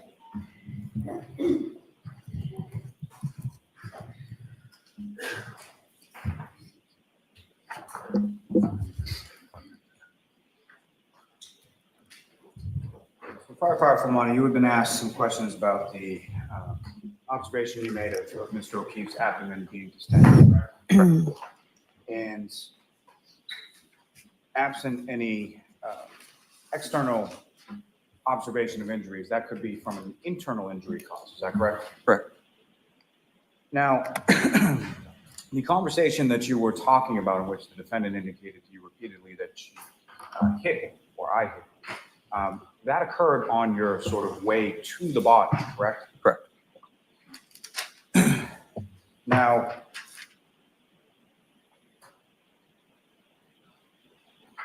turning back to sort of when you're coming to the scene and arriving at the scene, you've got a call or dispatch in regard to an unresponsive male in the snow, correct? Correct. So you know that going there, correct? Correct. And where you sort of bring the ambulance to a stop, there are other vehicles already in that area where Mr. O'Keefe is, correct? Correct. And it's from that vantage point that you're able to then see Mr. O'Keefe's body off the side of the road about 10 feet or so into the lawn. Correct. Now, when it comes to chest compressions, your department, any department, as far as sort of the medical field that you're in, is there any sort of policy or protocol for how long one person should be doing those at a time? So recommendation is always 2 minutes, but it's usually based on the fatigue of the provider. But really the most important thing is just quality of CPR and making sure that they have the best CPR throughout, regardless of fatigue. So it's not recommended that one person do continuous chest compressions for 15 or 20 minutes, correct? It's actually recommended not. And so that would be sort of, when you have that many sort of assets with you on the scene, would it be typical for somebody to continue on with chest compressions for that long period of time? Those videos that you were showing up on the screen, have you ever seen either of those videos before? No. So you have no idea as far as the times, whether they're accurate, correct? No clue. And whether the videos are synchronous, you have no idea about that either, correct? No.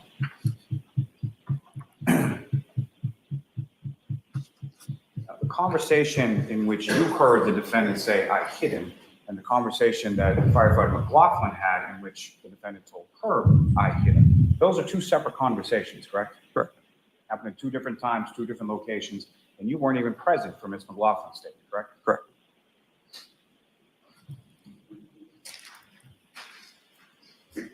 You did, when you were interviewed by the trooper and when you testified before the grand jury, you indicated in both instances that the defendant said to you, "I hit him," repeatedly, correct? Correct. Now, when you were asked questions about what you relayed to the hospital staff, that what you're testifying to, that's your memory of what you told the hospital, correct? Correct. And you indicated in that you had said something to the effect of, there's a question about whether or not Mr. O'Keefe had been hit by a car, correct? Correct. And so from your conversations with the defendants and the sort of expounding questions that you would ask for clarification, why was it that you related motor vehicle sort of specifically as a question to the hospital staff? So it was due to the proximity of the patient to the roadway and the vagueness of the statement. So proximity to the roadway and the fact that she stated, "I hit him," the red flag of him being underdressed and not, people don't just lie down in the snow in a blizzard. So how he got there we're not sure. So we're trying to figure out what happened, but due to the proximity of the roadway, that was our first inclination. I have nothing further. All right, May I, Your Honor? a couple of questions.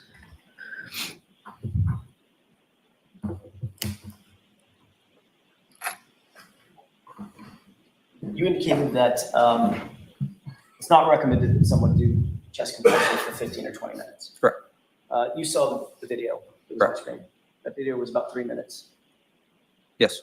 Did it appear that the same person that was doing chest compressions at the beginning of the video continued doing chest compressions all the way through? I don't know. You just watched the video.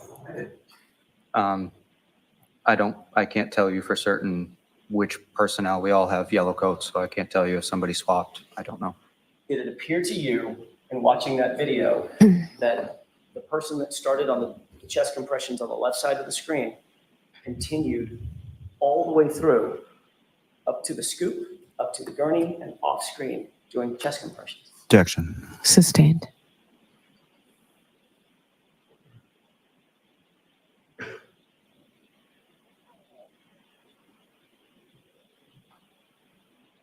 You indicated that when you heard this phrase, "I hit him," that your response was, did you hit him with your hand, right?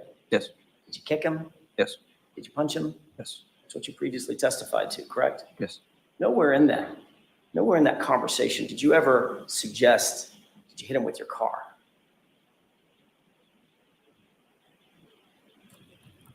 I don't recall if I asked her specifically about that. So now you don't recall about that either. Objection, Your Honor. Sustained. And for the first time in any forum, you're telling this jury that you then thought, based on that conversation that was attendant to the video that we just watched, you believed that Mr. O'Keefe had been hit by a car and that she said she did it. I did not say that. So what, am I allowed to respond? Yes. So I left it open-ended to the staff of the hospital that these are both possibilities of what happened to the patient. And of course, if you had said that to the staff of the hospital would certainly put it in some of the medical reports, correct? They don't have to. It's really up to them. And you're aware that none of those have that statement. I'm not aware. All set? All right, you are all set, firefighter Flamati, or paramedic Flamati. Thank you.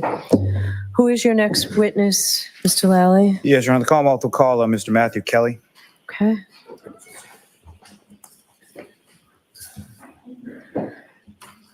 Your Honor, may I approach just to retrieve the exhibit? Sure. I think is right there.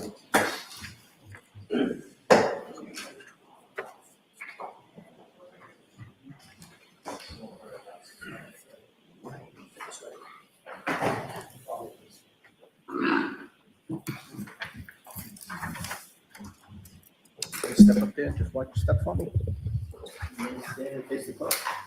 You solemnly swear the evidence given to the court and jury in the case now hearing should be the truth, the whole truth, and nothing but the truth, so help you God. I do. Morning. Morning. So you consider stand however you're comfortable, just bring, perfect, thank you. All right, Mr. Lally, whenever you're ready. Thank you. Good morning, sir. Good morning. Could you please state your name and spell your last name for the record? Sure. Matthew Kelly, Kelly. And what is it that you do for work, sir? I'm a firefighter paramedic for Canton Fire. And how long have you been a firefighter paramedic with Canton Fire? Approximately 2.5 years. And prior to working for the Canton Fire Department, what, if any, other employment did you have within that sort of field? I worked for a private ambulance, Brewster Ambulance Service for approximately 5 months. And sort of geographically, where was that located? Boston area. Now, prior to you working as an EMT or a paramedic, you worked as an EMT before working as a paramedic? Correct. Okay. And so prior to working as either an EMT or a paramedic, did you have any sort of training or did you receive any sort of certification in regard to being an EMT paramedic? Yeah, so I had to do a 6-month EMT course, and then I had to do a practical and written exam for the course and then for the state to get my EMT. And then for our paramedic school, it was about a 10 to 12 month didactic portion. And then I did I believe it was 200 hours clinical in the hospitals. And then I did 300 hours ride time. And then I had to do a practical and written exam for the course and also for the state. And now with Canton Fire, I'm getting precepted as a paramedic. And when you use that term as far as precepted, what exactly does that term mean within your? It just means that you get trained by an experienced paramedic for an extended period of time until they say that you can do the job on your own. And with regard to being a EMT and a paramedic, you receive a certification in regard to working within that field? Can you say that again? With regard to being an EMT and a paramedic, to receive some sort of certification, either from the state or some other body in regard to working in that field? Yes. And do you have certification in regard to both? Yes. And is that certification up to date at this point? Yes, it is. Sir, if I could turn your attention to January 28th, the evening of that into January 29th, 2022. Were you working with the Canton Fire Department that day? Yes, I was. Do you recall what kind of shift you were working on that day? 24-hour shift on the ambulance. And which station house were you assigned to on that day? Station 1, And that's located where within the town of Canton? 99 Revere Street. And you were assigned to the ambulance, is that correct? Correct. And who, if anyone else from your department, was assigned to the ambulance along with you? Paramedic Anthony Fulmati. And on that morning of January 29th, do you recall about what time that you woke up on that day? I believe it was about 4:45 a.m. And when you woke up, what, if anything, is it that you did with regard to your duties and responsibilities around fire station house one? So we woke up a little bit early to shovel off the apron, shovel off the parking lot, and just prepare for the new shift coming in. And just briefly, sir, so when you go outside to shovel, what, if anything, do you recall about sort of the weather conditions and what they were at that point? There was snow on the ground. It was snowing, high winds, low visibility, still dark out. And do you recall being dispatched to a call shortly after 6 a.m.? Yes, I do. And what was that call, or what was that dispatch in regard to, and where specifically were you dispatched? It was unresponsive male in the snow on Fairview Road. And that area of Fairview Road, through your work with the Canton Fire Department, are you familiar with that specific area? Yes, And you respond in the ambulance, is that correct? correct.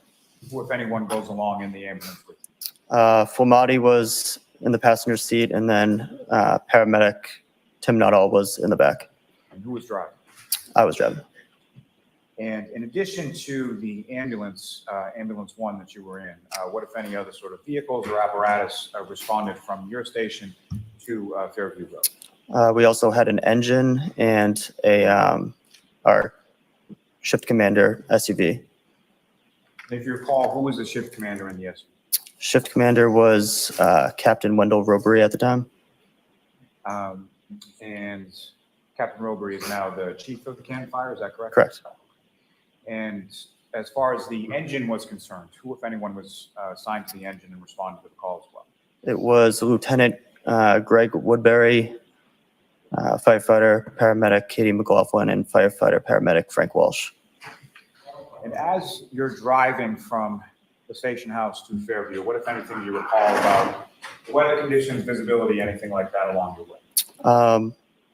Just heavy snow and wind, real low visibility, good amount of snow on the ground. So I was just trying to take it slow so we didn't spin out or drift or anything like that. And can you describe for the jury sort of the route that you took from the station on Revere Street to Fairview Road that morning? Yep, we took a right onto Revere Street, left onto Sherman Street, right onto Chapman Street, and then a left onto Fairview. And as you're driving down Fairview, what, if anything, can you tell the jury about sort of the elevation of that roadway as you go from Chapman down to where you stopped? It was a pretty steep, long road downhill. It was probably downhill for half of the way through Fairview. And because of that, I was just trying to go real slow, so we didn't drift down the hill. And one last question about driving, but as you're driving along, what, if anything else, did you observe as far as sort of other vehicular traffic on the roadway, any other cars, trucks, anything like that? Nothing until I saw the police cruiser at the scene. And so as you're approaching the scene and you're driving towards it, what, if anything, sort of first draws your attention to where you're going and where you stop? So it was just real low visibility, but we could see blue lights at the time. So just kept going towards the blue lights and knew that it would be in that area. Now, where do you stop in relation to the cruiser? I believe they were facing towards us, so we would be in front of them. And at some point, you're being dispatched for an unresponsive male party, correct? Correct. And so when you're pulling up to the scene, you see the cruiser, are you able to also see any sort of unresponsive male party? Not when I'm in the truck. I had to get out of the truck to see. And when was it and how far away from it were you at the first time that you observed the unresponsive male? Once I got out of the truck, I was probably had to be about like 5 feet away until I could see the victim. And at this time when you're arriving, sometime shortly after 6 a.m., is it light out, dark out, or something? It's dark. And just so we can stop saying unresponsive male, at some point you identified who the patient was that you eventually treated and transported. Okay, and who did you identify him? Mr. O'Keefe. The John O'Keefe, is that correct? Correct. So you get out of the vehicle. You all get out at the same time, is that correct? Relatively, yeah. And where is it that you, firefighter Flamati and firefighter Nuttall, go? So we first go to pick up some of the bags and stuff that we would need to conduct a arrest, and then we just go straight over to the body and some people that were around there. And with regard to the bags that you retrieved, what kind of bags are we talking? We'd take like a first in bag that has miscellaneous stuff. We'd take an airway bag, and we would take a cardiac monitor. And when you indicate as far as where Mr. O'Keefe was, who, if anyone else, or what, if any other people were in that same area? Can you say that one more time? When you first go over to where Mr. O'Keefe is, who, if anyone, or how many other people are in that general area when you get Sure. I remember seeing a police officer and 2 women. And as far as where Mr. O'Keefe was, first of all, how was he positioned in relation to the ground? He was on his back, probably about around a fire hydrant, probably about 5 or so feet from what I saw would be the street. So you believed about 5 or so feet in from the road, correct? Correct. Now, with regard to Mr. O'Keefe, when you first come over, what, if anything, did you observe as far as snow on him or around him or in the area where he was? I don't really recall. Do you recall how Mr. O'Keefe was dressed when you first get over there? I believe he was wearing a hoodie, like a sweatshirt and jeans, and remember he had one shoe on, but forget which shoe it was.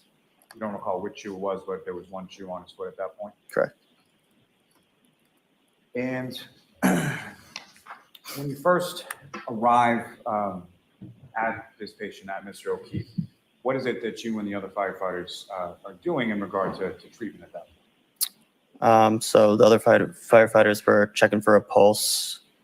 And then after that, while I was getting some of the supplies, and then we would start compressions and start moving them into the ambulance so we could get a better look at them and what we were doing.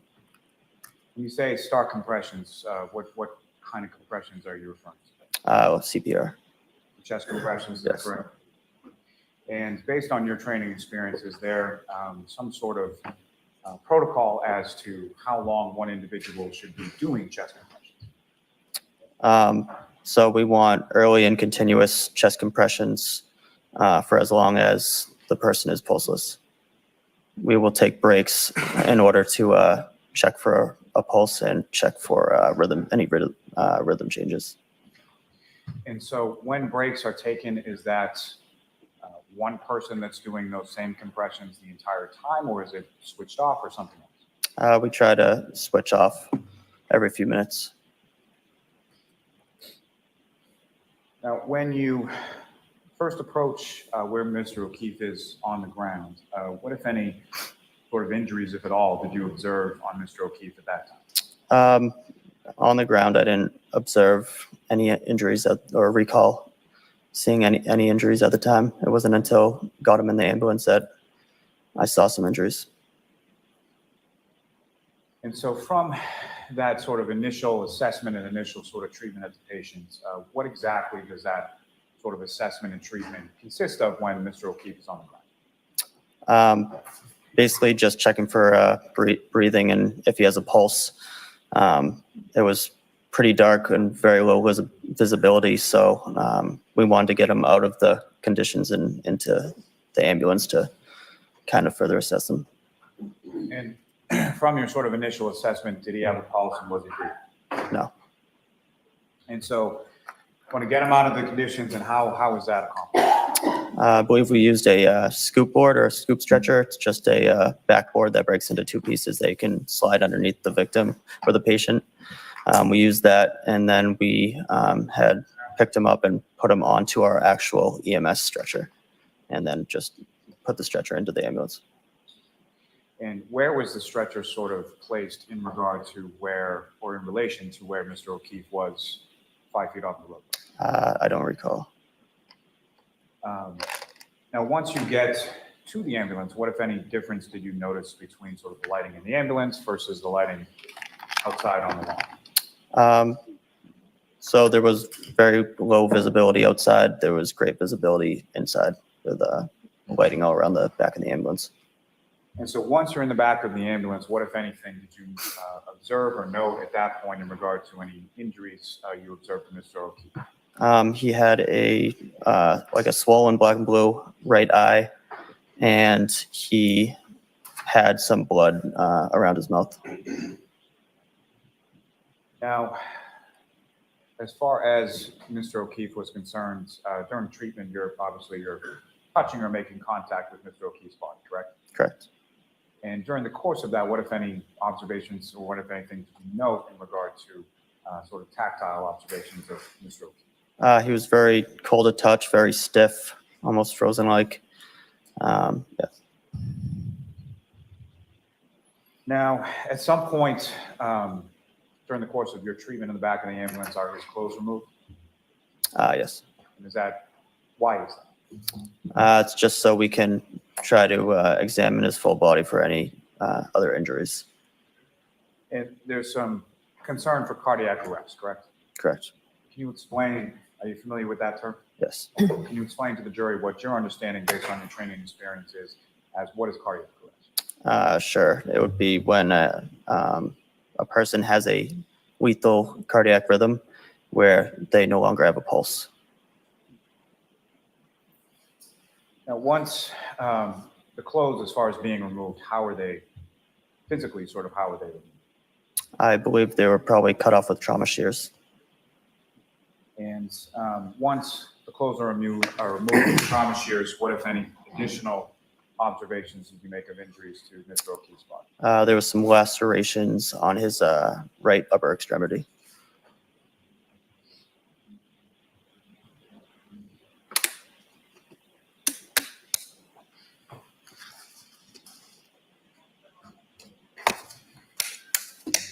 Now, the chest compressions that you were talking about, was that continuous throughout the patient care with respect to Mr. O'Keefe?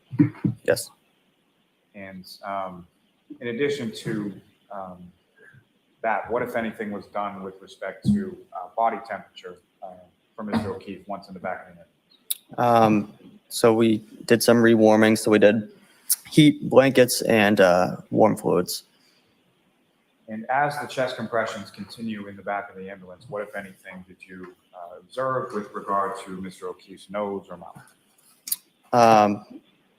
I remember that there was some blood or vomit or bile coming out of his mouth.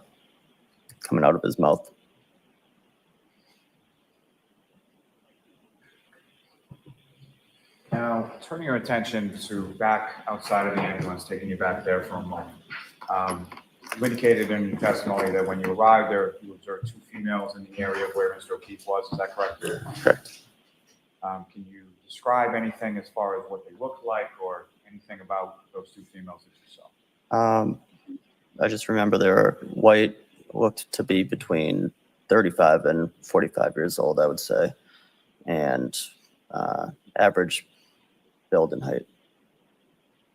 What, if any, sort of distinguishing characteristic did you observe between one or the other?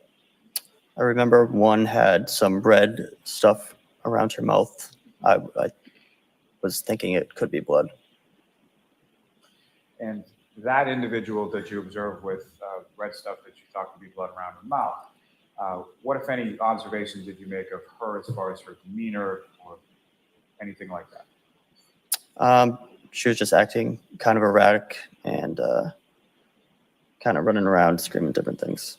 And as far as the different things that she was screaming, what, if anything, do you recall specifically hearing her screaming when she was running around?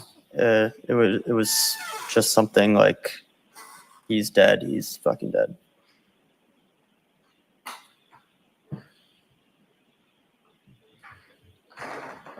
Was that something that she said once or more than once or something else? At least twice. As far as that sort of phraseology, was that consistent throughout? I would say so, yes.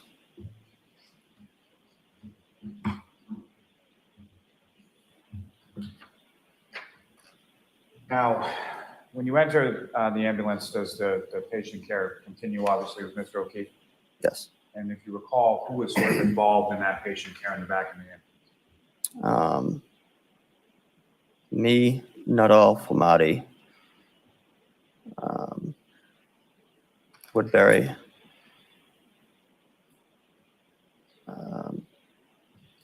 Walsh, and McLaughlin came in a little bit later. I'm not sure if she did any patient care or not. So the majority of the people from your department that responded to the scene at one point or another were involved in patient care with regard to Mr. O'Keefe. Correct. Now, you drove the ambulance to Fairview, is that correct? Correct. And so for the transport from Fairview, what hospital did you go to? Good Samaritan. So for the transport from Fairview to Good Samaritan, who drove the ambulance then? McLaughlin. And so firefighter McLaughlin's driving, where are you located within the ambulance? I was in the back with Nuttall and Flamati. Do you recall sort of specifically what, if anything, you were doing with regard to patient care during the transport phase? So I was just helping them. Transport phase, I was doing compressions before, but we had switched them over to a automatic compression device. So I was just involved in helping ventilate and suction. And was there who, if anyone else in the back of the ambulance was also sort of working on the airway portion, if you recall? We've Nuttall, and I forget who else. Now, during the course of transport from the scene when you arrived to Good Samaritan, what, if any, change did you note in reference to Mr. O'Keefe as far as heart activity, respiratory, anything of the like? No changes.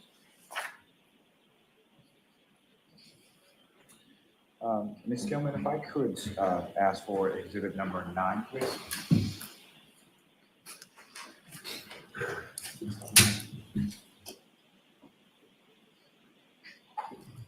Firefighter Kelly, I'm just directing your attention to the screen and what's been marked as exhibit number 9. Do you recognize that? Yes. And what do you recognize that? The location of the scene. For the house that you responded to on January 29th, is that correct? Correct. And Ms. Gilman, if I could also have exhibit number 18.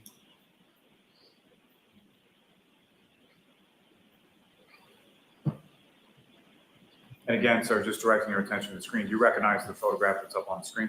Yes. What's depicted in that photograph? The location of the scene again. Sort of a different view of the same home, is that correct? Correct. May I approach the witness, John? Yes. This is the laser pointer, basically there's a button there, just press on that. Okay.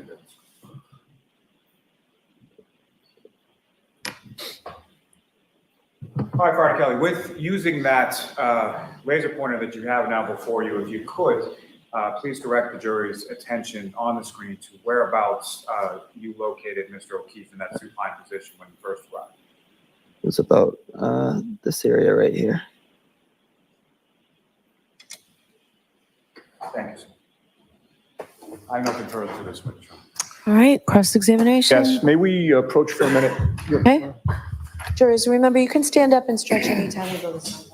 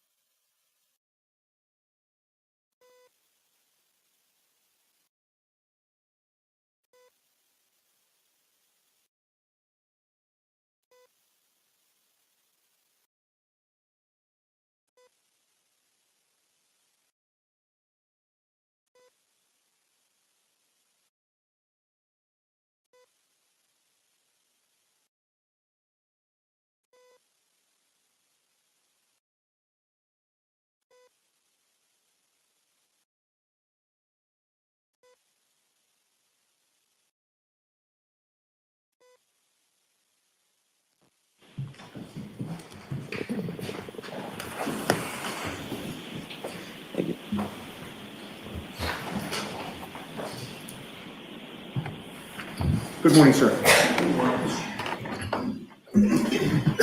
Mr. Kelly, you and I have never met before, correct? Correct. We've never had a conversation Correct. in or out of court. Correct. Now, with regard to the clothing that John O'Keefe was wearing when you came upon him, I believe you remembered that he had on a pair of jeans, To the best of my recollection, yes. and you remembered that he had a hoodie sweatshirt. Yes. And what also stuck out in your mind is that he had only one shoe on, correct? Correct. From your memory, you're not sure if it was the left or the right shoe, but it was one of those, correct? Correct. And you did not see another shoe or the matching shoe in the area anywhere around where he was lying, correct? Correct. And to your memory, you never saw that other shoe, correct? Correct. Now, with regard to the removal of the clothing, I believe you testified before this jury on direct examination that trauma shears would have been used. Is that accurate? Yes. And what do those look like? How big are they? And if you could describe them. They're about this big, so say 6 inches, and they have usually like a plastic or metal handle, and then just kind of 2 curved blades that are used to cut. And are they essentially a large pair of scissors? Yes. And are they sharp in terms of the blades? Yes. And they need to be somewhat, heavy duty because you don't know what type of clothing you're going to have to cut through, correct? Correct. Where was it that the trauma shears were used in order to start to remove John O'Keefe's clothing that morning? I don't recall. Do you recall if it was before he was put into the ambulance, during the ambulance ride, or after he was at the hospital? I believe it would, I don't recall, but I believe it would be in the ambulance. I'm sorry, there's a little bit of noise. Could you repeat that? Sure. I don't recall, but I believe it would be in the ambulance. In the ambulance. And you wouldn't have waited until you got to the hospital because there was a reason why you were taking the clothes off, correct?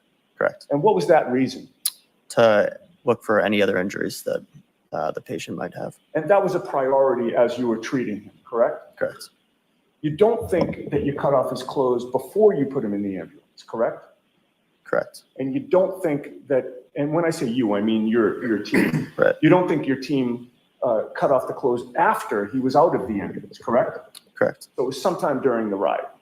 Correct. Do you recall who it was that actually used the trauma shears along that ride? No. Do you recall at what point during the ride? Would it have been sort of the beginning of the ride, or would it have been toward the end? Toward the beginning. Now, with regard to the clothing that was cut, do you recall if it was the sweatshirt, the jeans, or both? I don't recall. Do you think, or is your memory that the hoodie sweatshirt was left on him without being cut? I don't recall. Where did that clothing go after it was cut by the trauma shears during that ride? Some of it would stay right on the stretcher, but I don't recall on all of it. Okay, and some of it could have been on the floor of the ambulance as well? Potentially.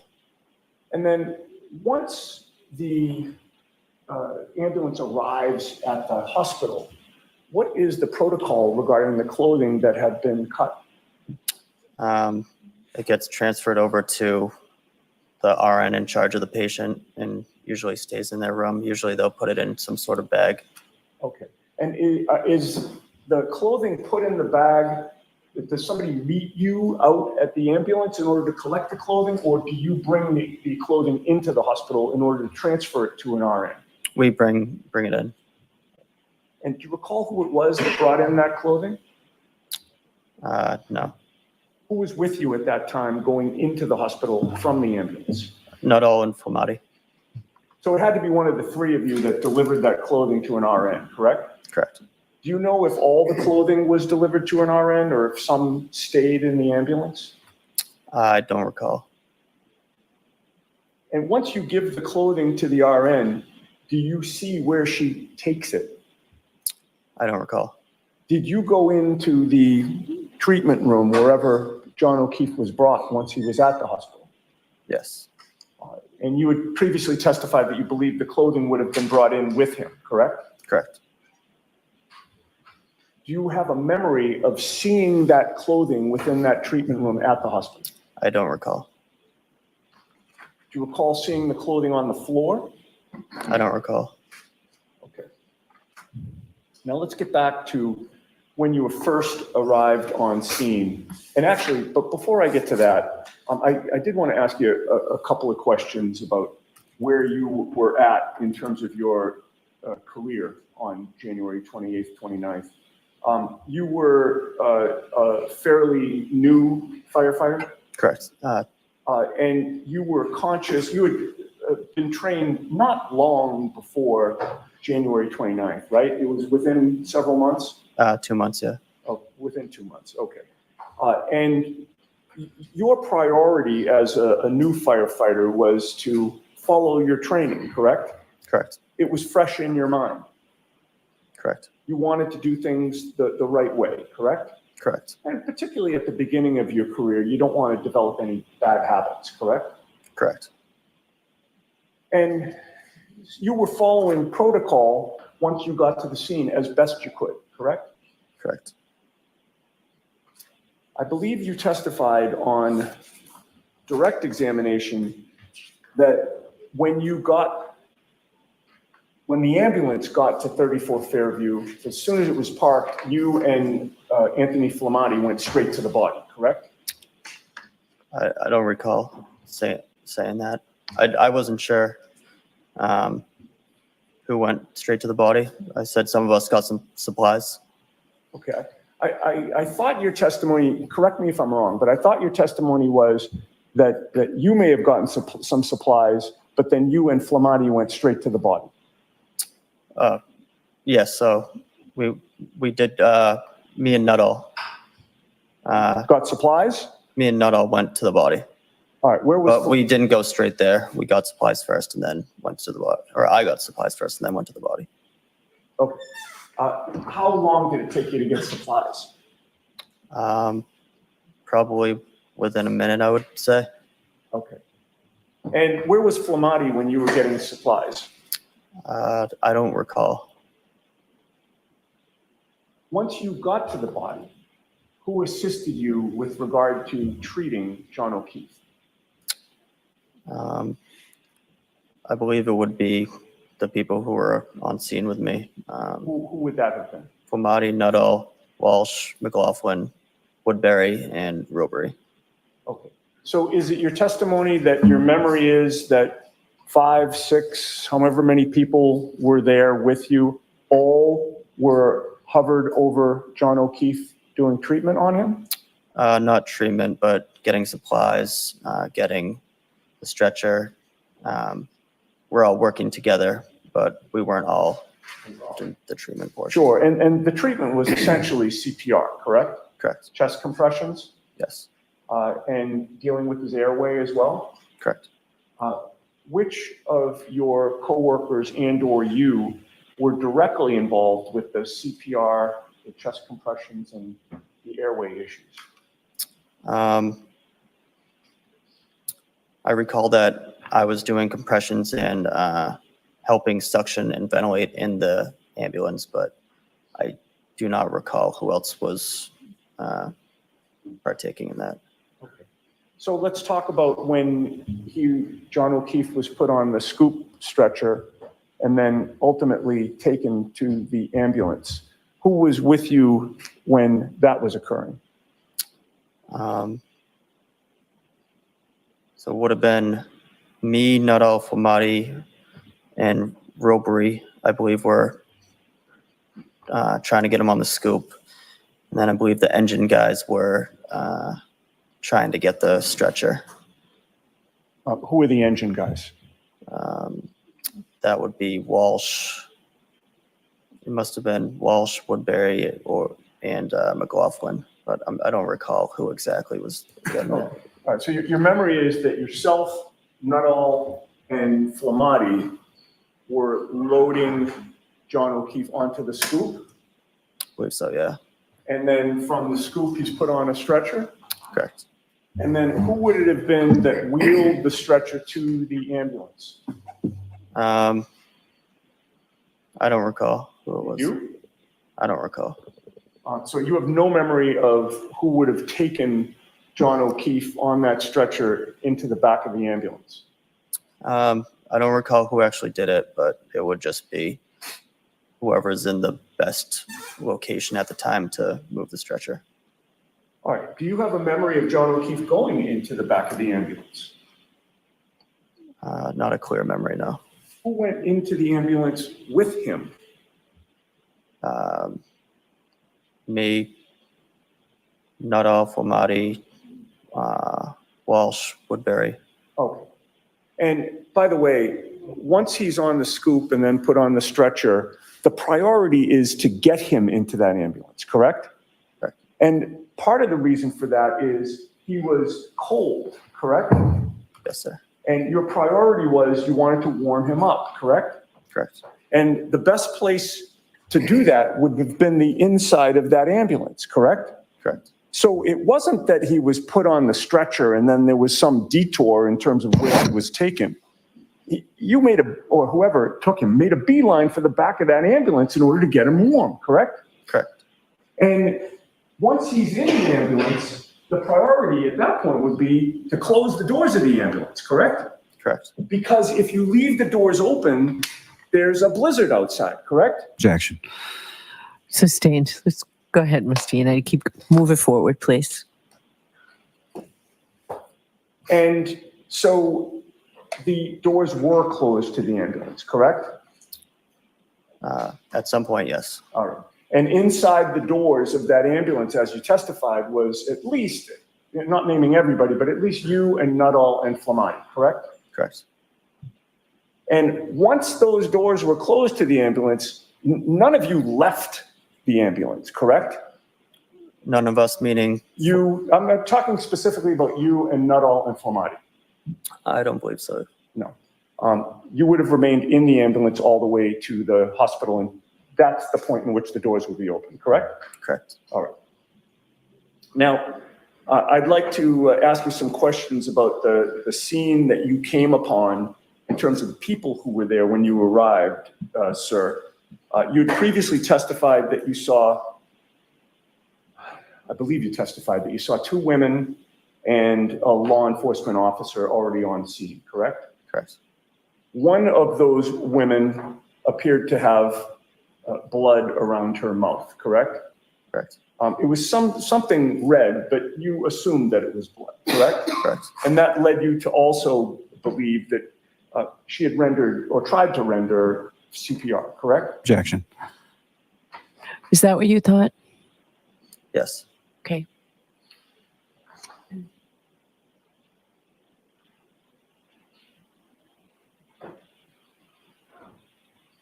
And while you were on scene, it was the woman who had the blood around her mouth who appeared to be most upset, correct? Correct. She was really upset, correct? Yes. Would you go so far as to say she was distraught, Yes. hysterical, Yes. frantic? Yes. And you heard her say, he's dead, he's fucking dead, something like that, correct? Correct. And she didn't say it in the tone of voice that I just said it, correct? Correct. She was screaming when she said that, correct? Correct. It was very easy for you to discern that her words were, he's dead, he's fucking dead, correct? Correct. And she repeated it more than once, correct? Correct. And it's fair to say that at no point in time did you ever hear her say, I hit him, I hit him, I hit him, correct? Correct. And you would agree with me, sir, that you have been extremely consistent in terms of your memory of what she said, correct? Correct. You've been asked these questions not for the first time by Mr. Lally or me in court today. There have been other occasions where people have asked you, what did the woman with the blood on her mouth say when she was on scene, correct? Correct.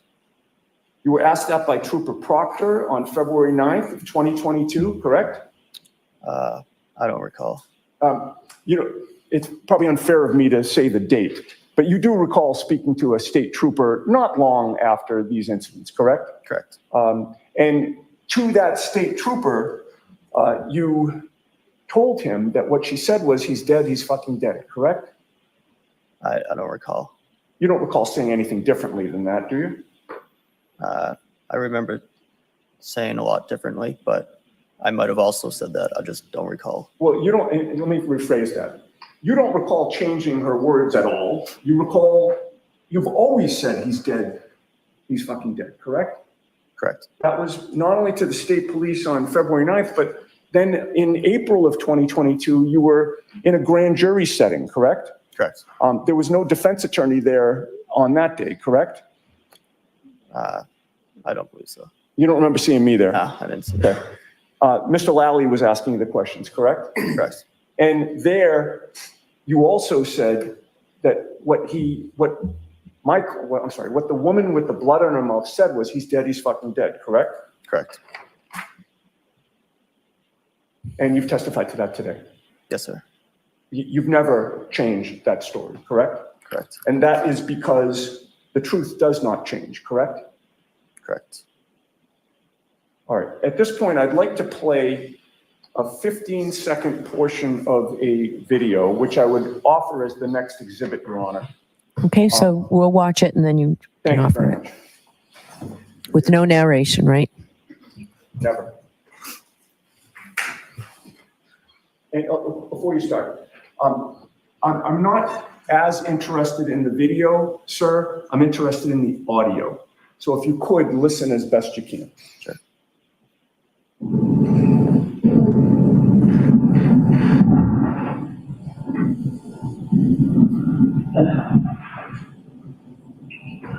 Dia cuerpo, ¿did what?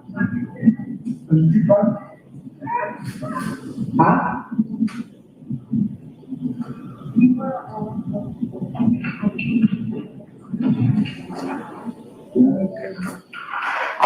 Would you agree with me, sir, that we heard what you heard that night, which is, he's dead, he's fucking dead? It was kind of hard for me to hear. Okay. I heard about does he do drugs? I couldn't really hear the background. If I may have a moment, Your Honor. Okay.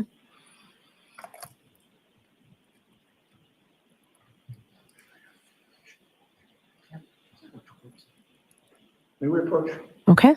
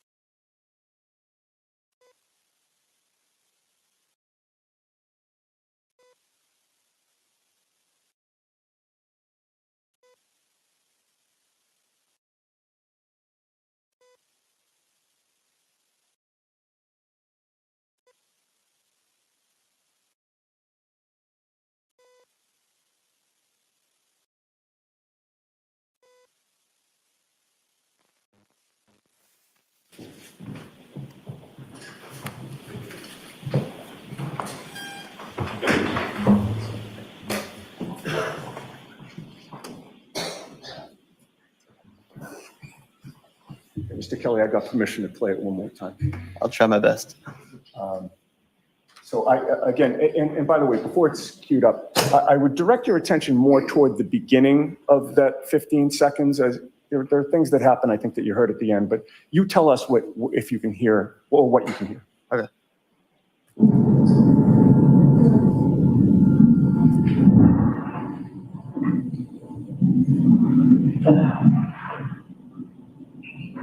Does he have drug problem? Does he do what? Does he do drugs? Huh? That's enough. What did you hear? I heard someone say fucking dead. Thank you, sir. Okay. Any redirect? Just briefly, Your Honor.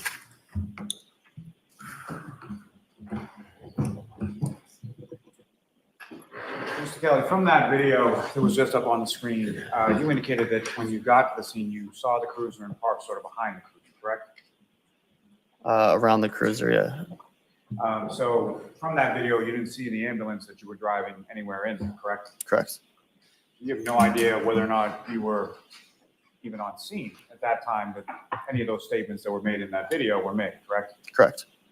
Now, as far as patient care was concerned, were sort of all of you, being yourself, firefighter Flamati, firefighter Nuttall, firefighter McLaughlin, firefighter Walsh, firefighter Woodbury, were you all together all the time, or were you doing separate things in separate places during the course of your time on scene? Separate things in separate places, yeah. So fair to say that everything that you heard may not be everything that someone else that was there from your department that day heard, correct? Correct. And conversely, something that someone else heard may not be necessarily something that you were in a position to hear that day, correct? Correct. You also asked some questions about sort of using the shears and cutting off Mr. O'Keefe's clothing during the ride. Is it your testimony that that was in the back of the ambulance, correct? Correct.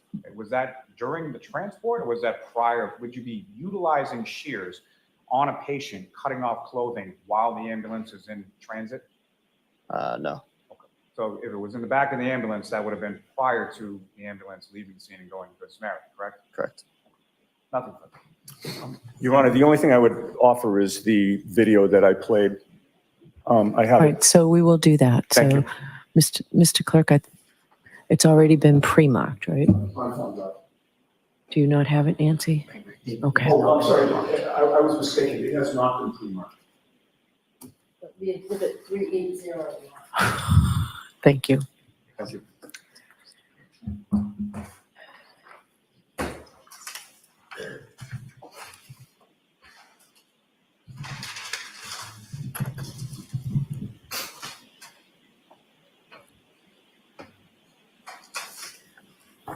All right, so we're all set?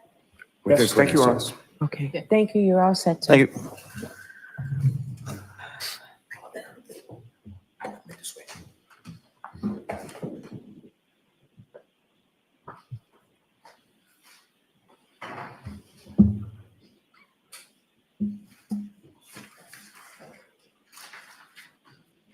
Your next witness. Yes, Your Honor. The Commonwealth call Mr. Francis Walsh to the stand. Okay.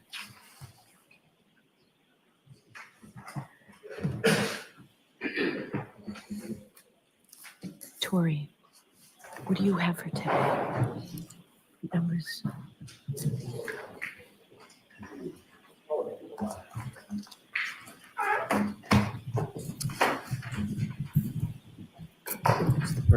Watch your step.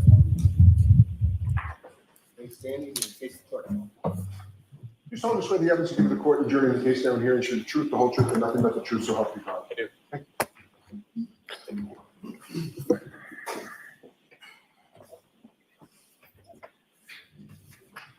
Okay, whenever you're ready, Mr. Lally.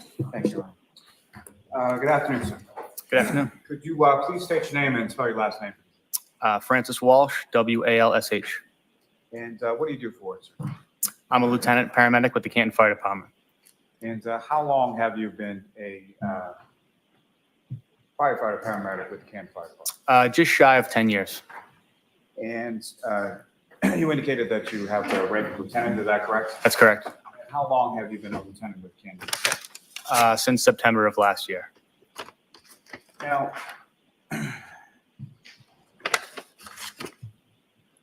with regard to, you have certifications both as an EMT and a paramedic, correct? That's correct.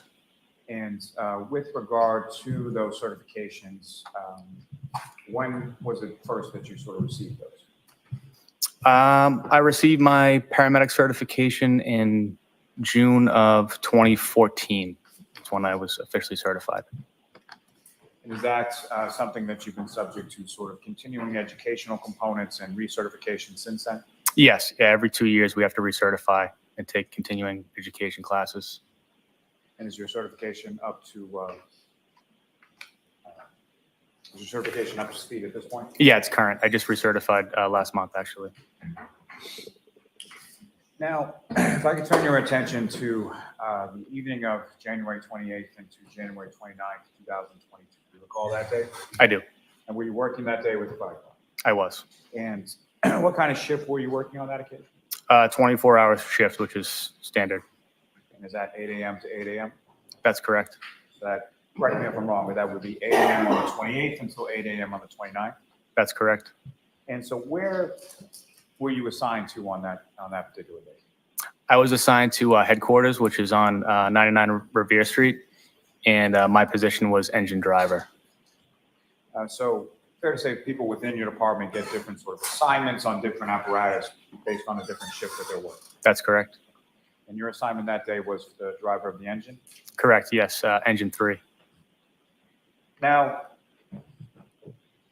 beyond sort of your assignment as the engine driver in that particular shift, what, if any, sort of specialized assignment do you have, or did you have at that time in regard to snow removal? Yeah, so on that particular shift, I was also the snowplow driver. We have an in-house truck and a snowplow for the fire department, and that was my responsibility on that shift. How many people within your department have that sort of responsibility when it comes to It kind of depends group to group. So some working groups will just kind of rotate and have a different person do it each time. At that time, the group that I was on, I kind of had the most experience plowing, so I was always the go-to person to be in the plow truck when it snowed. And so with respect to that duty, about what time did you sort of get up on that morning of the 29th? I believe it was around 4 a.m. And why was it that you got up at that time? It was snowing pretty heavily. I mean, we knew the forecast called for a lot of snow. So I got up early and hopped in the plow truck. And so, just briefly, in addition to the snow, what, if anything else, did you observe as far as the weather conditions when you were out in the plow truck? It was very windy. Yeah, just windy and really heavy snow. Now, at some point, shortly after 6 a.m., does your department get dispatched to a call? Yes. And where was the dispatch to, and what was it in regard to? So I didn't hear the actual dispatch because I was in the plow truck. I was in the rear of headquarters in the plow truck. But my Captain Robery, came out and told me that we had a call for 34 Fairview Road for an unresponsive male party. And he told me, to hop in the engine and head to that call. And when you hop in the engine, who, if anyone else from your department, was assigned to the same engine as you on that day? So I had Lieutenant Woodbury to my right in the passenger seat and Firefighter McLaughlin in the rear. And beyond the engine that you were driving, what, if any, sort of other apparatus from your department was dispatched to the call that day as well? So that would have been Ambulance 1, and then also Car 5 went as well. That's kind of like an optional thing, but with a call of that severity, the captain will go as well. And who was in Car 5 on that day? Captain Robery. And you drove the engine, is that correct? That's correct. If you could describe for the jury sort of what you observed as far as the road conditions, visibility, things of that like, en route from the station to Fairview Road. Yeah, so it was really, really poor driving conditions and visibility. I can't recall ever driving to a call of that nature and that severity that slowly. The visibility was so poor that we were just driving extremely slow.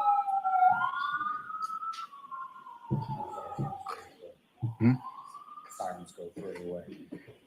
Okay. And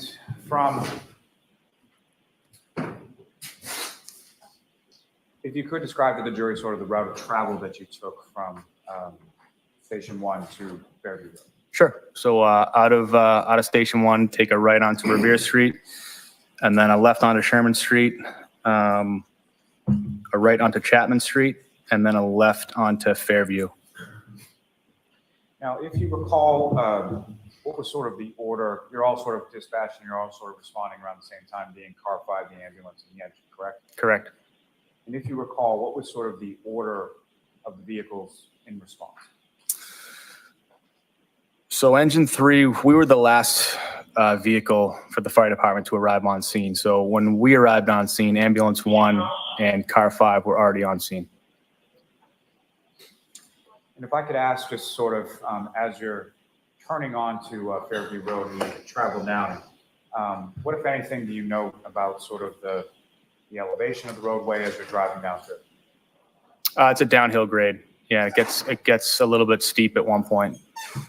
And the residence that you eventually stopped at or responded to, where was that in location in reference to when you first turn on a Fairview, about how far down is the residence that you eventually go? Pretty far down. I believe it's one of the last houses on Fairview. And the residence that we're talking about is, from your perspective, when you're driving down there, is that on your left or right or something else? Left. And as you're approaching the scene, what is it sort of that you see before you as, how do you know where to stop and where you're going?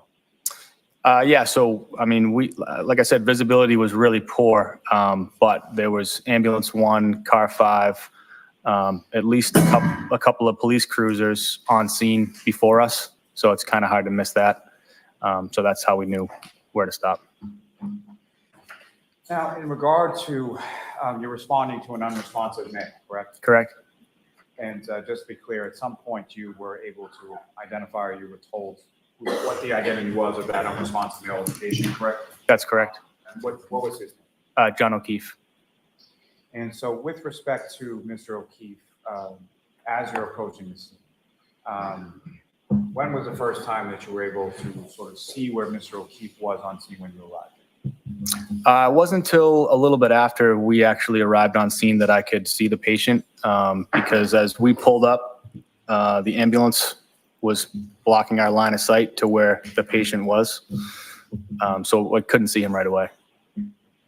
And what was sort of the I know you talked about visibility, but as far as, had the sun come up yet? No, it was pitch black. And so when you arrive on scene, what is it that you and sort of the other people on your engine are doing in relation to patient treatment? So at that point, I got out of the engine and I started walking towards where the ambulance crew was. But But at that point, firefighter McLaughlin was coming around to the rear of the ambulance to get the stretcher out.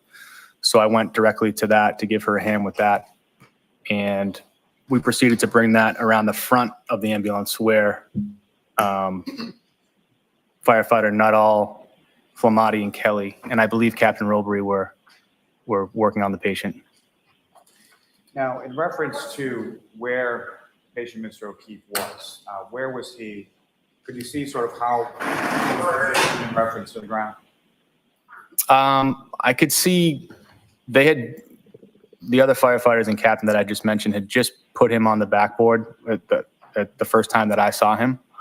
I'd say that was like roughly 10 feet in from the road. And to that point, how were you able to say that it was approximately 10 feet in from the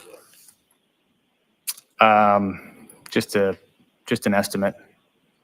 Let me ask you, as far as the stretcher was concerned that you and firefighter McLaughlin retrieved, where did you place that in relation to where Mr. O'Keefe was when you first brought it over? So we placed that. We decided to leave it on the street and get it as close to the grass or snow as possible. It was unspoken, but we knew that we didn't want to put the stretcher onto the snow because it would be too unstable. So we put it right up against the curb. So right at the edge of the street where the street meets the yard. And so you put the stretcher basically right up against the curb, and Mr. O'Keefe was approximately 10 feet from that. That's correct. And with respect to positioning the stretcher, was that parallel with the curb or perpendicular to it, or how was it? Parallel.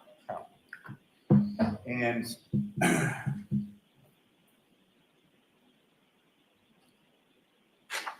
you mentioned that obviously Mr. O'Keefe is on scene, and there are a number of different firefighters from your department, correct? That's correct. There was at least a police cruiser. Did you see any officers sort of around the scene? Yes, I remember Officer Saraf and Sergeant Good. And with respect to civilians, what, if any, civilians did you observe around the scene? I observed 2 female civilians. And where were they in relation to where you were, or in relation to where Mr. O'Keefe was? I mean, they were pretty worked up, so they were moving around quite a bit. But I'd say they were somewhere in between myself and the stretcher and where Mr. O'Keefe was. And did you yourself have any conversation with either of the 2 females that you saw? I did not directly, no. And you just testified a little bit before that they were upset. Is this both of them were? Yes. And what, if anything, leads you to that sort of conclusion as far as their demeanor? What, if anything, did you specifically observe? I mean, I observed one of them like screaming and crying, and they were both just frantically like moving around a lot. As far as the one that you observed screaming or crying, do you recall specifically what, if anything, that person said? All I recall her saying was, "Is he alive?" Now, with respect to Mr. O'Keefe, as far as his clothes, what, if any, observations did you make of his clothes? The notable observation that I made was that he was missing one shoe, his right shoe. And where was Mr. O'Keefe when you made that observation of missing one shoe? It was when we put the stretcher into the ambulance, the stretcher lifts up, so it's kind of right at my face, and that's when I noticed it. So at the time he was being placed in the ambulance, he only had one shoe based on what you saw. That's correct. Now, once Mr. O'Keefe is in the back of the ambulance, where did you go? So I stayed down at the feet. I was positioned right by his right leg. And what, if any, difference did you know between sort of the lighting conditions outside on the lawn versus the lighting conditions in the back of the ambulance? In the back of the ambulance, it was dramatically better. And so once in the back of the ambulance, what, if anything, did you note or observe as far as injuries to Mr. O'Keefe? I noticed a hematoma on his right eye, and I noticed some blood coming from his nose. And just to be clear for the record, so when you say hematoma, based on your training experience, can you explain what your understanding of that term is to the jury? Swelling and bruising.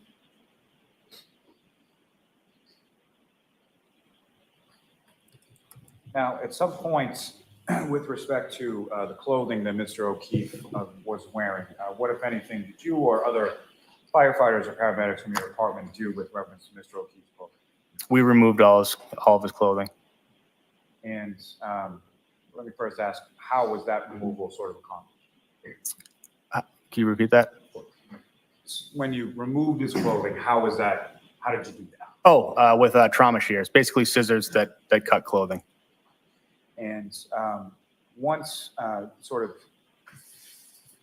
was that pursuant to some sort of protocol, or Yes. why was the clothing removed? On any trauma call, it's protocol to expose the patient so you can see all injuries and you don't miss any injuries. And once the clothing was removed with the trauma shears, what, if any, additional injuries or anything did you observe on Mr. O'Keefe's body? I noticed some scratches and lacerations on his right arm. Now, in reference to treatment in the back of the ambulance with regard to Mr. O'Keefe, what, if any, sort of role in that did you sort of assume, or were you sort of assigned by the lead paramedic? Yeah, so I was responsible for the IO drill and access. It's an intraosseous access. Can you explain to the jury sort of what that is and how that's accomplished?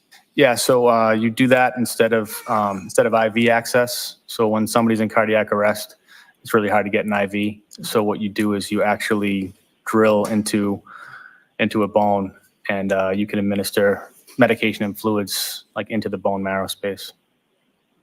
And so pursuant to, so Mr. O'Keefe was undergoing cardiac arrest, correct? Correct.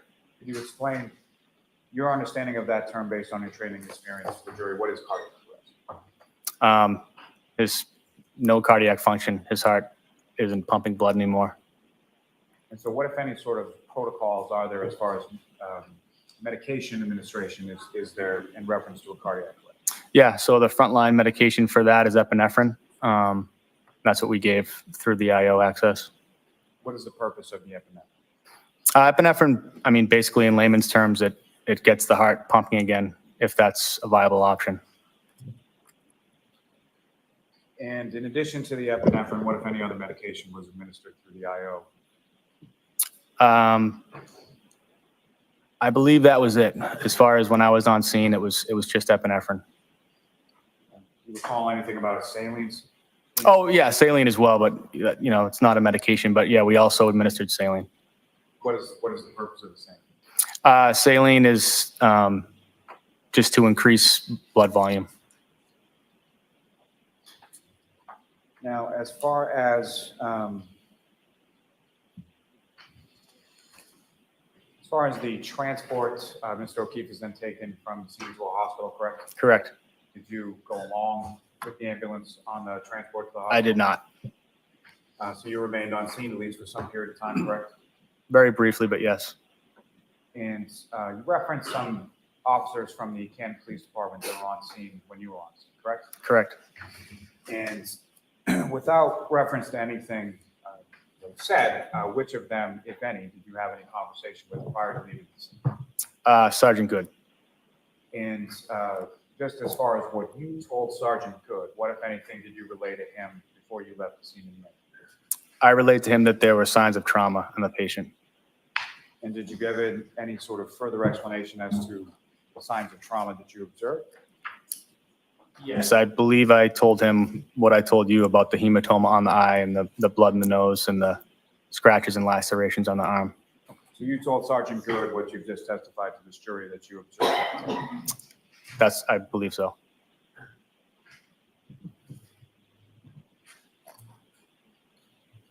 Ms. Gilman, if I could ask for exhibit number 18.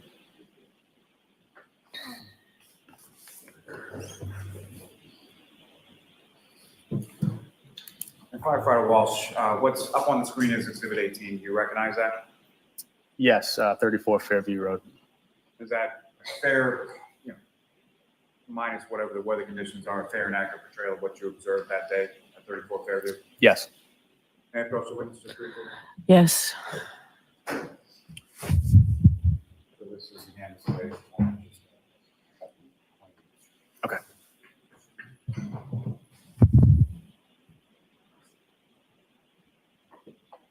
And so firefighter Walsh, if I could ask, using that laser pointer, if you could direct the jury's attention to where within this photograph, if you see it, that you observed Mr. O'Keefe's body when you first arrived. Right in that general area. Thanks.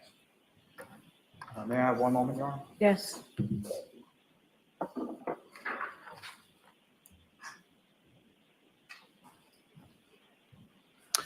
No further questions for this witness, Your Honor. All right, cross-examination? Yes.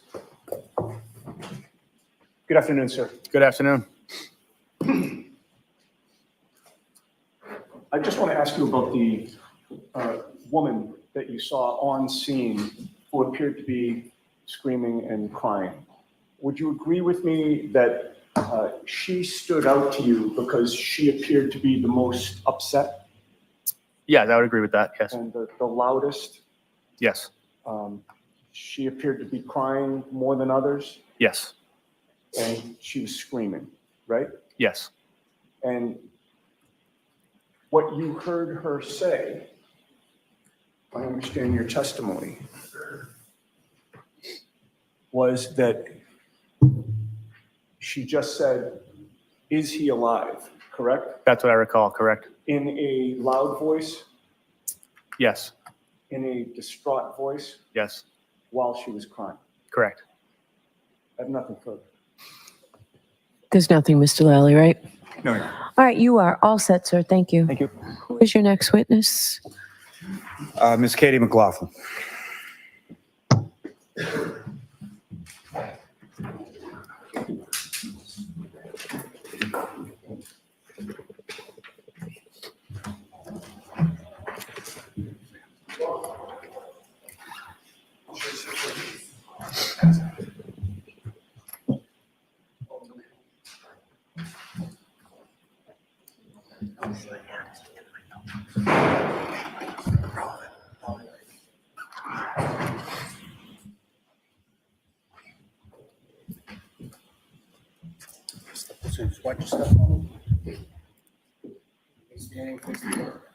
Can you raise your right hand? Do you solemnly swear the evidence you give to the court and jury in the case now and hearing true the truth, the whole truth, and nothing but the truth, so help you God?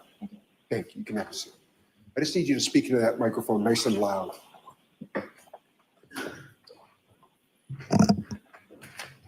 Okay, whenever you're ready, Mr. Lally. Thank you. Good afternoon. Could you please state your name and spell your last name, please? It's Katie McLaughlin, McLaughlin. And what do you do for it?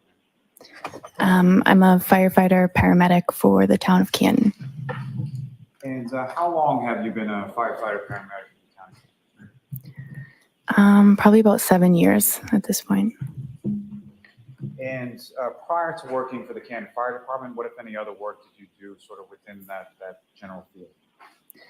I worked as an EMT basic for Brewster Ambulance. Went to paramedic school. I eventually became a paramedic for Brewster Ambulance, and I worked there for a few years before getting on the fire department. And just briefly, but prior to becoming a paramedic or working as a paramedic, what if any sort of training did you receive in regard, or certification did you receive in regard to being a paramedic? So it's a 2-year schooling where you have about a year of didactic. There's a lecture portion for about a year. And then after that, there's about a year to a year and a half of clinical training that's done in an ER and then done in an ambulance. So that whole period is around 2 years. And prior to working at the Canton Fire Department, you received certification from the state or some other sources being a paramedic, correct? Yes, it's through the state and through a national registry.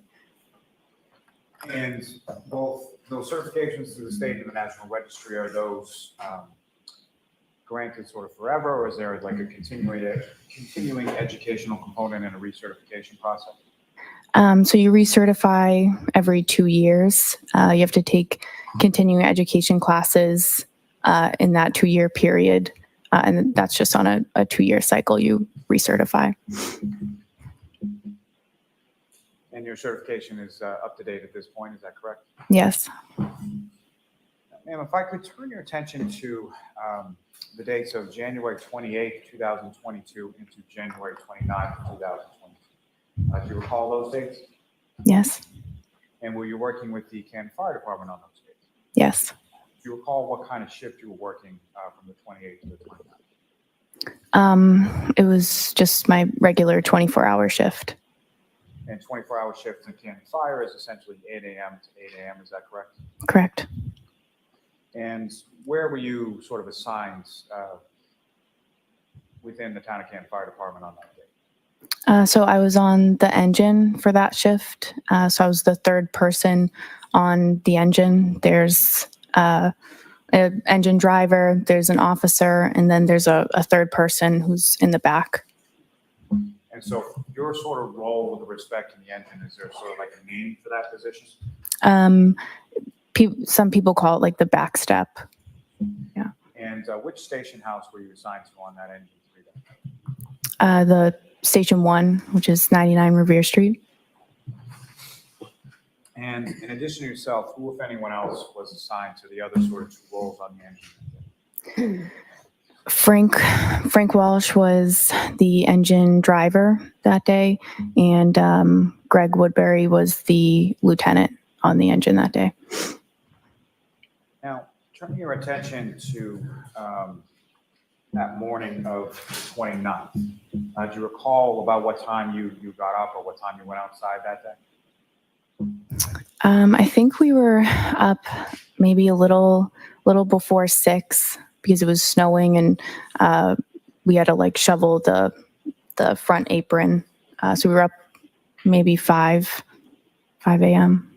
And so when you were up around that time, around 5 a.m. and outside, you were outside shoveling, is that correct? Yep. Intermittently. I'm sorry? Intermittently, yeah. So during the times that you were outside shoveling, what, if anything, did you observe as far as the weather or the conditions at that point? It was snowing pretty heavily. It had been snowing. We were shoveling, and it was pretty cold and windy. And if you know around that time that you initially sort of went out and were shoveling, about how much snow had accumulated at that point? I don't know how much. I mean, enough for us to shovel that front apron, but I don't know how much. Sometime shortly after 6 a.m., were you and other members of your department dispatched to a call? Yes. And where were you dispatched to, and what was that dispatch in regard? So the call came in as a man down in the snow or a man unresponsive in the snow, and the call was 434 Fairview Road.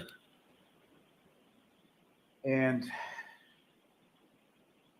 about how long was it from the time that you sort of received that dispatch and go sort of on the engine to that residence on Fairview Road? How long? Yes.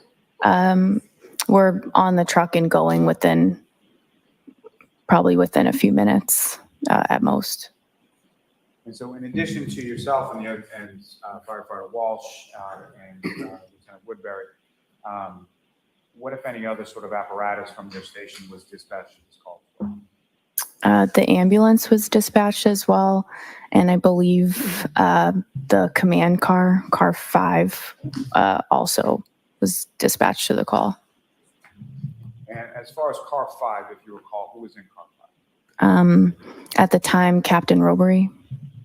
And with respect to the ambulance, if you know who, if anyone, was assigned to the ambulance and went with the ambulance that day?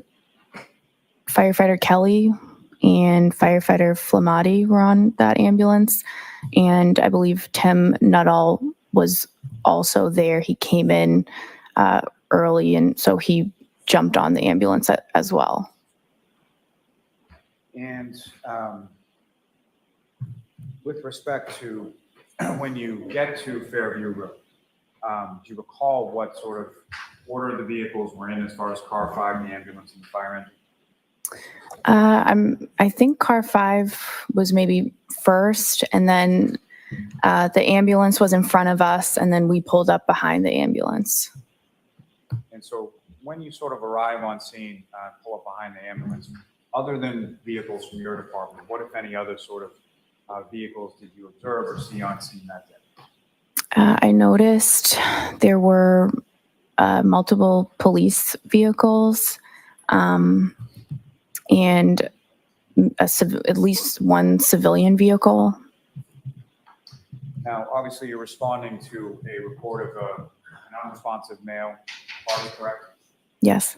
And when you're sort of first arriving on scene, or just in reference to when you arrived on scene, when was the first time that you were able to see that unresponsive party?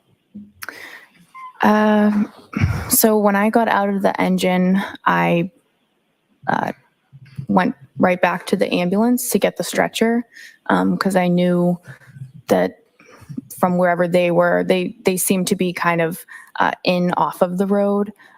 So I got the stretcher with firefighter Walsh, I believe, and then we brought the stretcher as close as we could to the patient, and that was like parallel to the curb, and that would be the first time that I observed them working on a patient. And so if I could just ask you, just with regard to sort of those duties as the backstep person, so what is sort of the duties and responsibilities of the backstep person on the engine to this kind of medical? So the role of the person in the back of the engine is, it kind of is dependent upon what that lead paramedic needs you to do. You're there to assist the ambulance in any way that they need. So that could be assisting with extrication of a patient. It could be obtaining information about a patient or bystanders. It could be assisting with patient care if they need you in the back of the ambulance.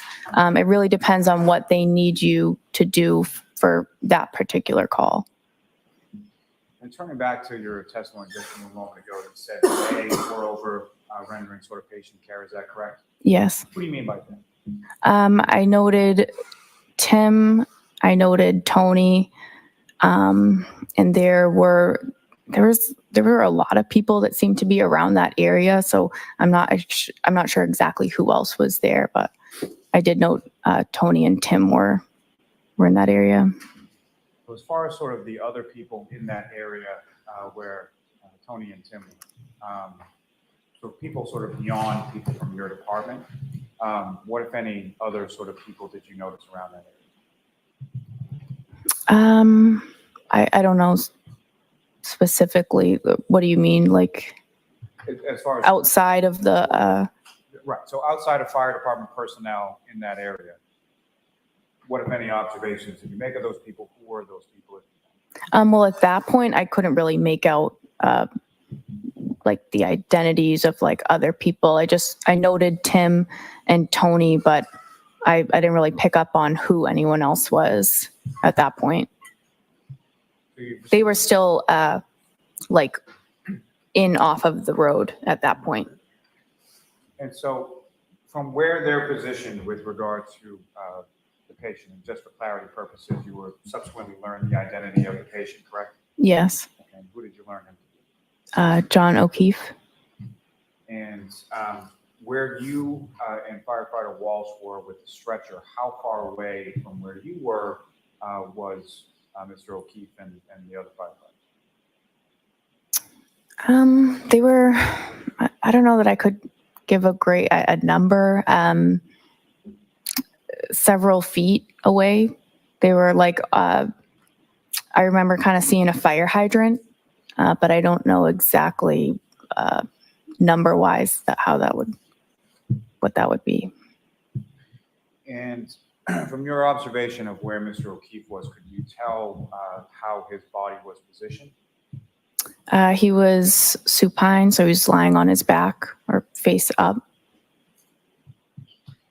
And what, if anything, by the time that you arrived with firefighter Walsh on the stretcher, what, if anything, could you see that firefighters Flamati and or Nuttall or anyone else was doing with reference to Mr.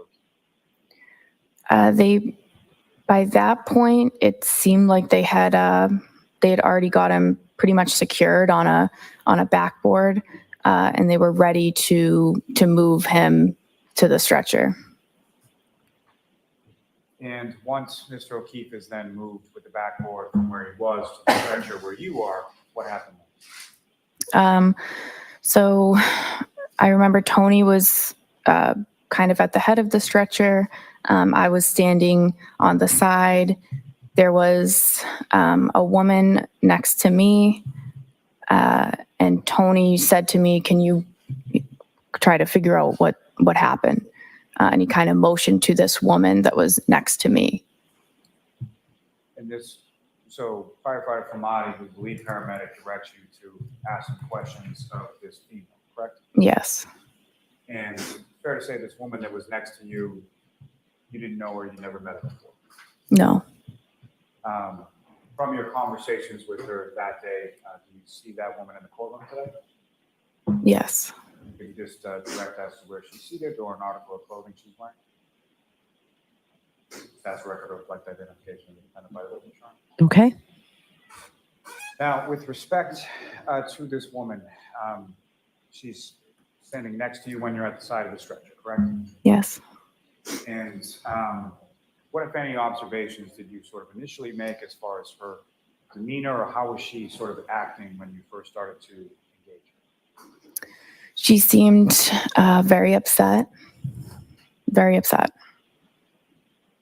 And when you say she seemed very upset, what about her did you observe that made you say that? Just her facial expressions. She was just visibly distraught.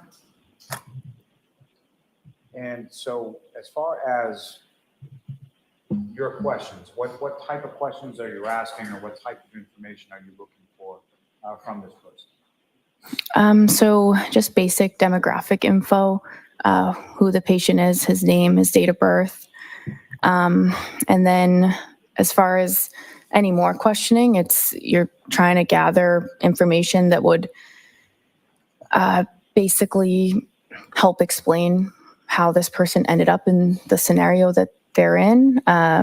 So did he have any medical problems? Does he take any medications daily? Does he have any allergies to medications? I was asking those questions. And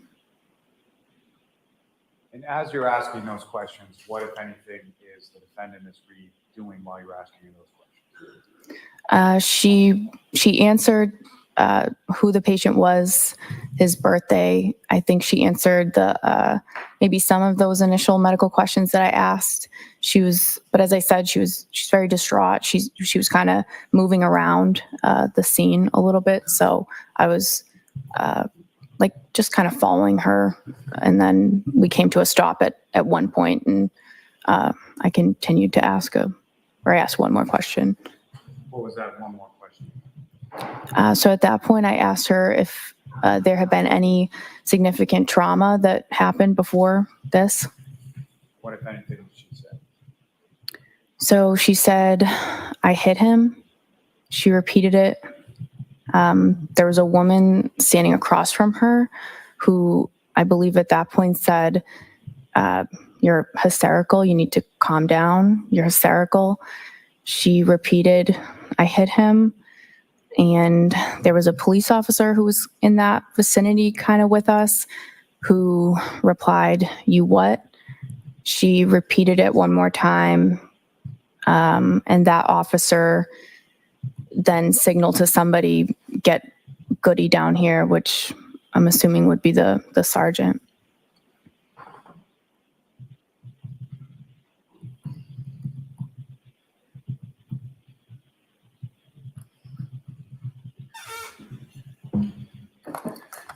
So when you have this conversation, if you recall, you mentioned that the other person who was across from you was that somebody from your department, or an officer, or a civilian, or who was that? So I was standing, Karen Reed was to my right. There was another woman to the left of me, kind of across from her. And then there was a police officer kind of not directly across from me, but within within the same kind of area that was more closer to Karen, I would say.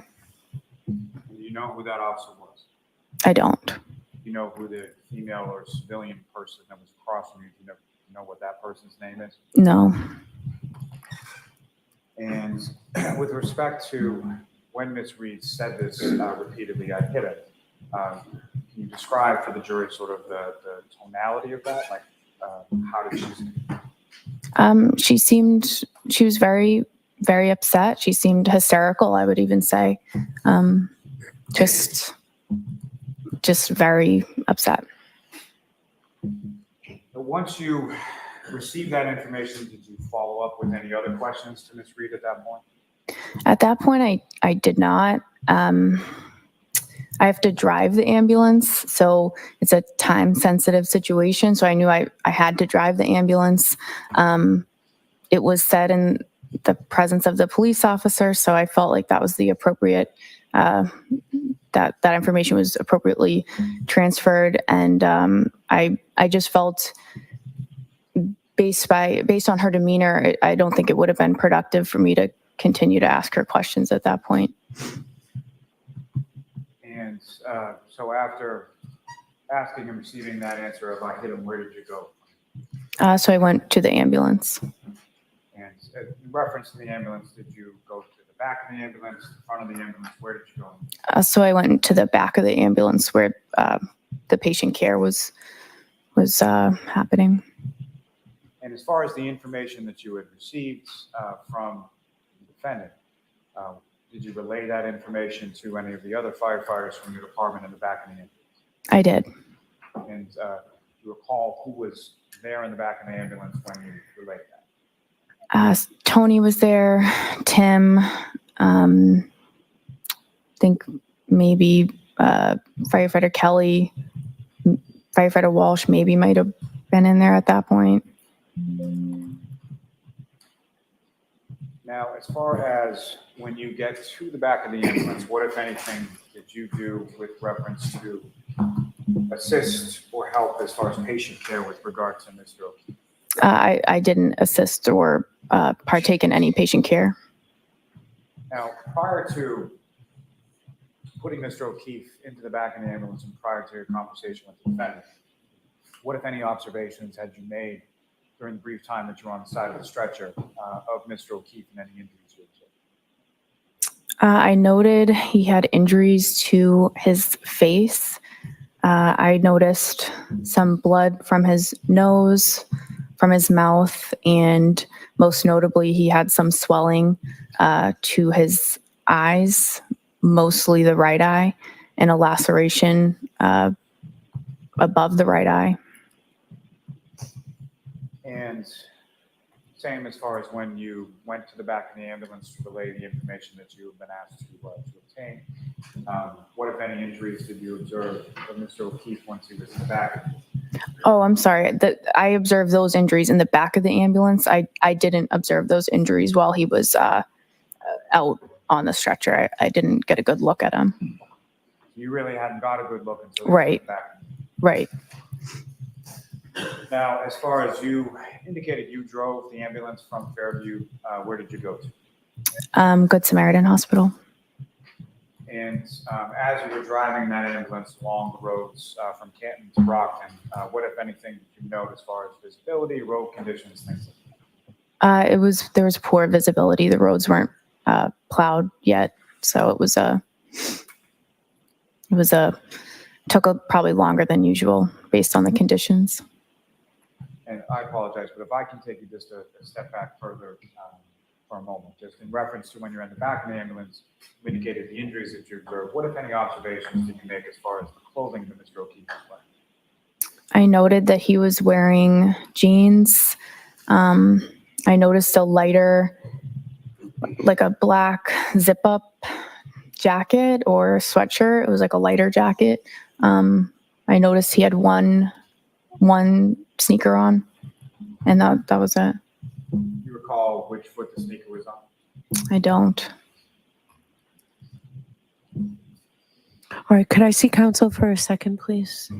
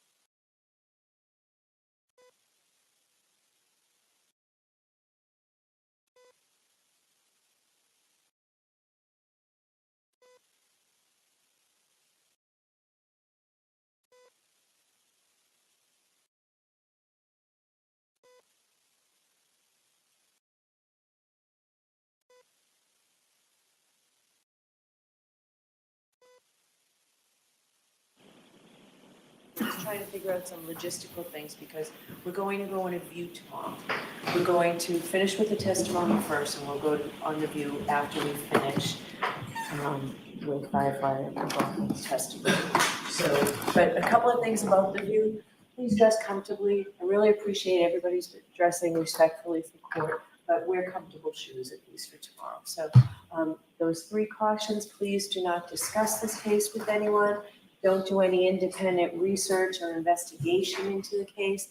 If you happen to see, hear, or read anything about the case, please disregard it and let us know. And for the view, I'll give you some preliminary instructions on that just before we leave. Okay, so we'll see you tomorrow. And tomorrow's a full day. All rise to the court, please.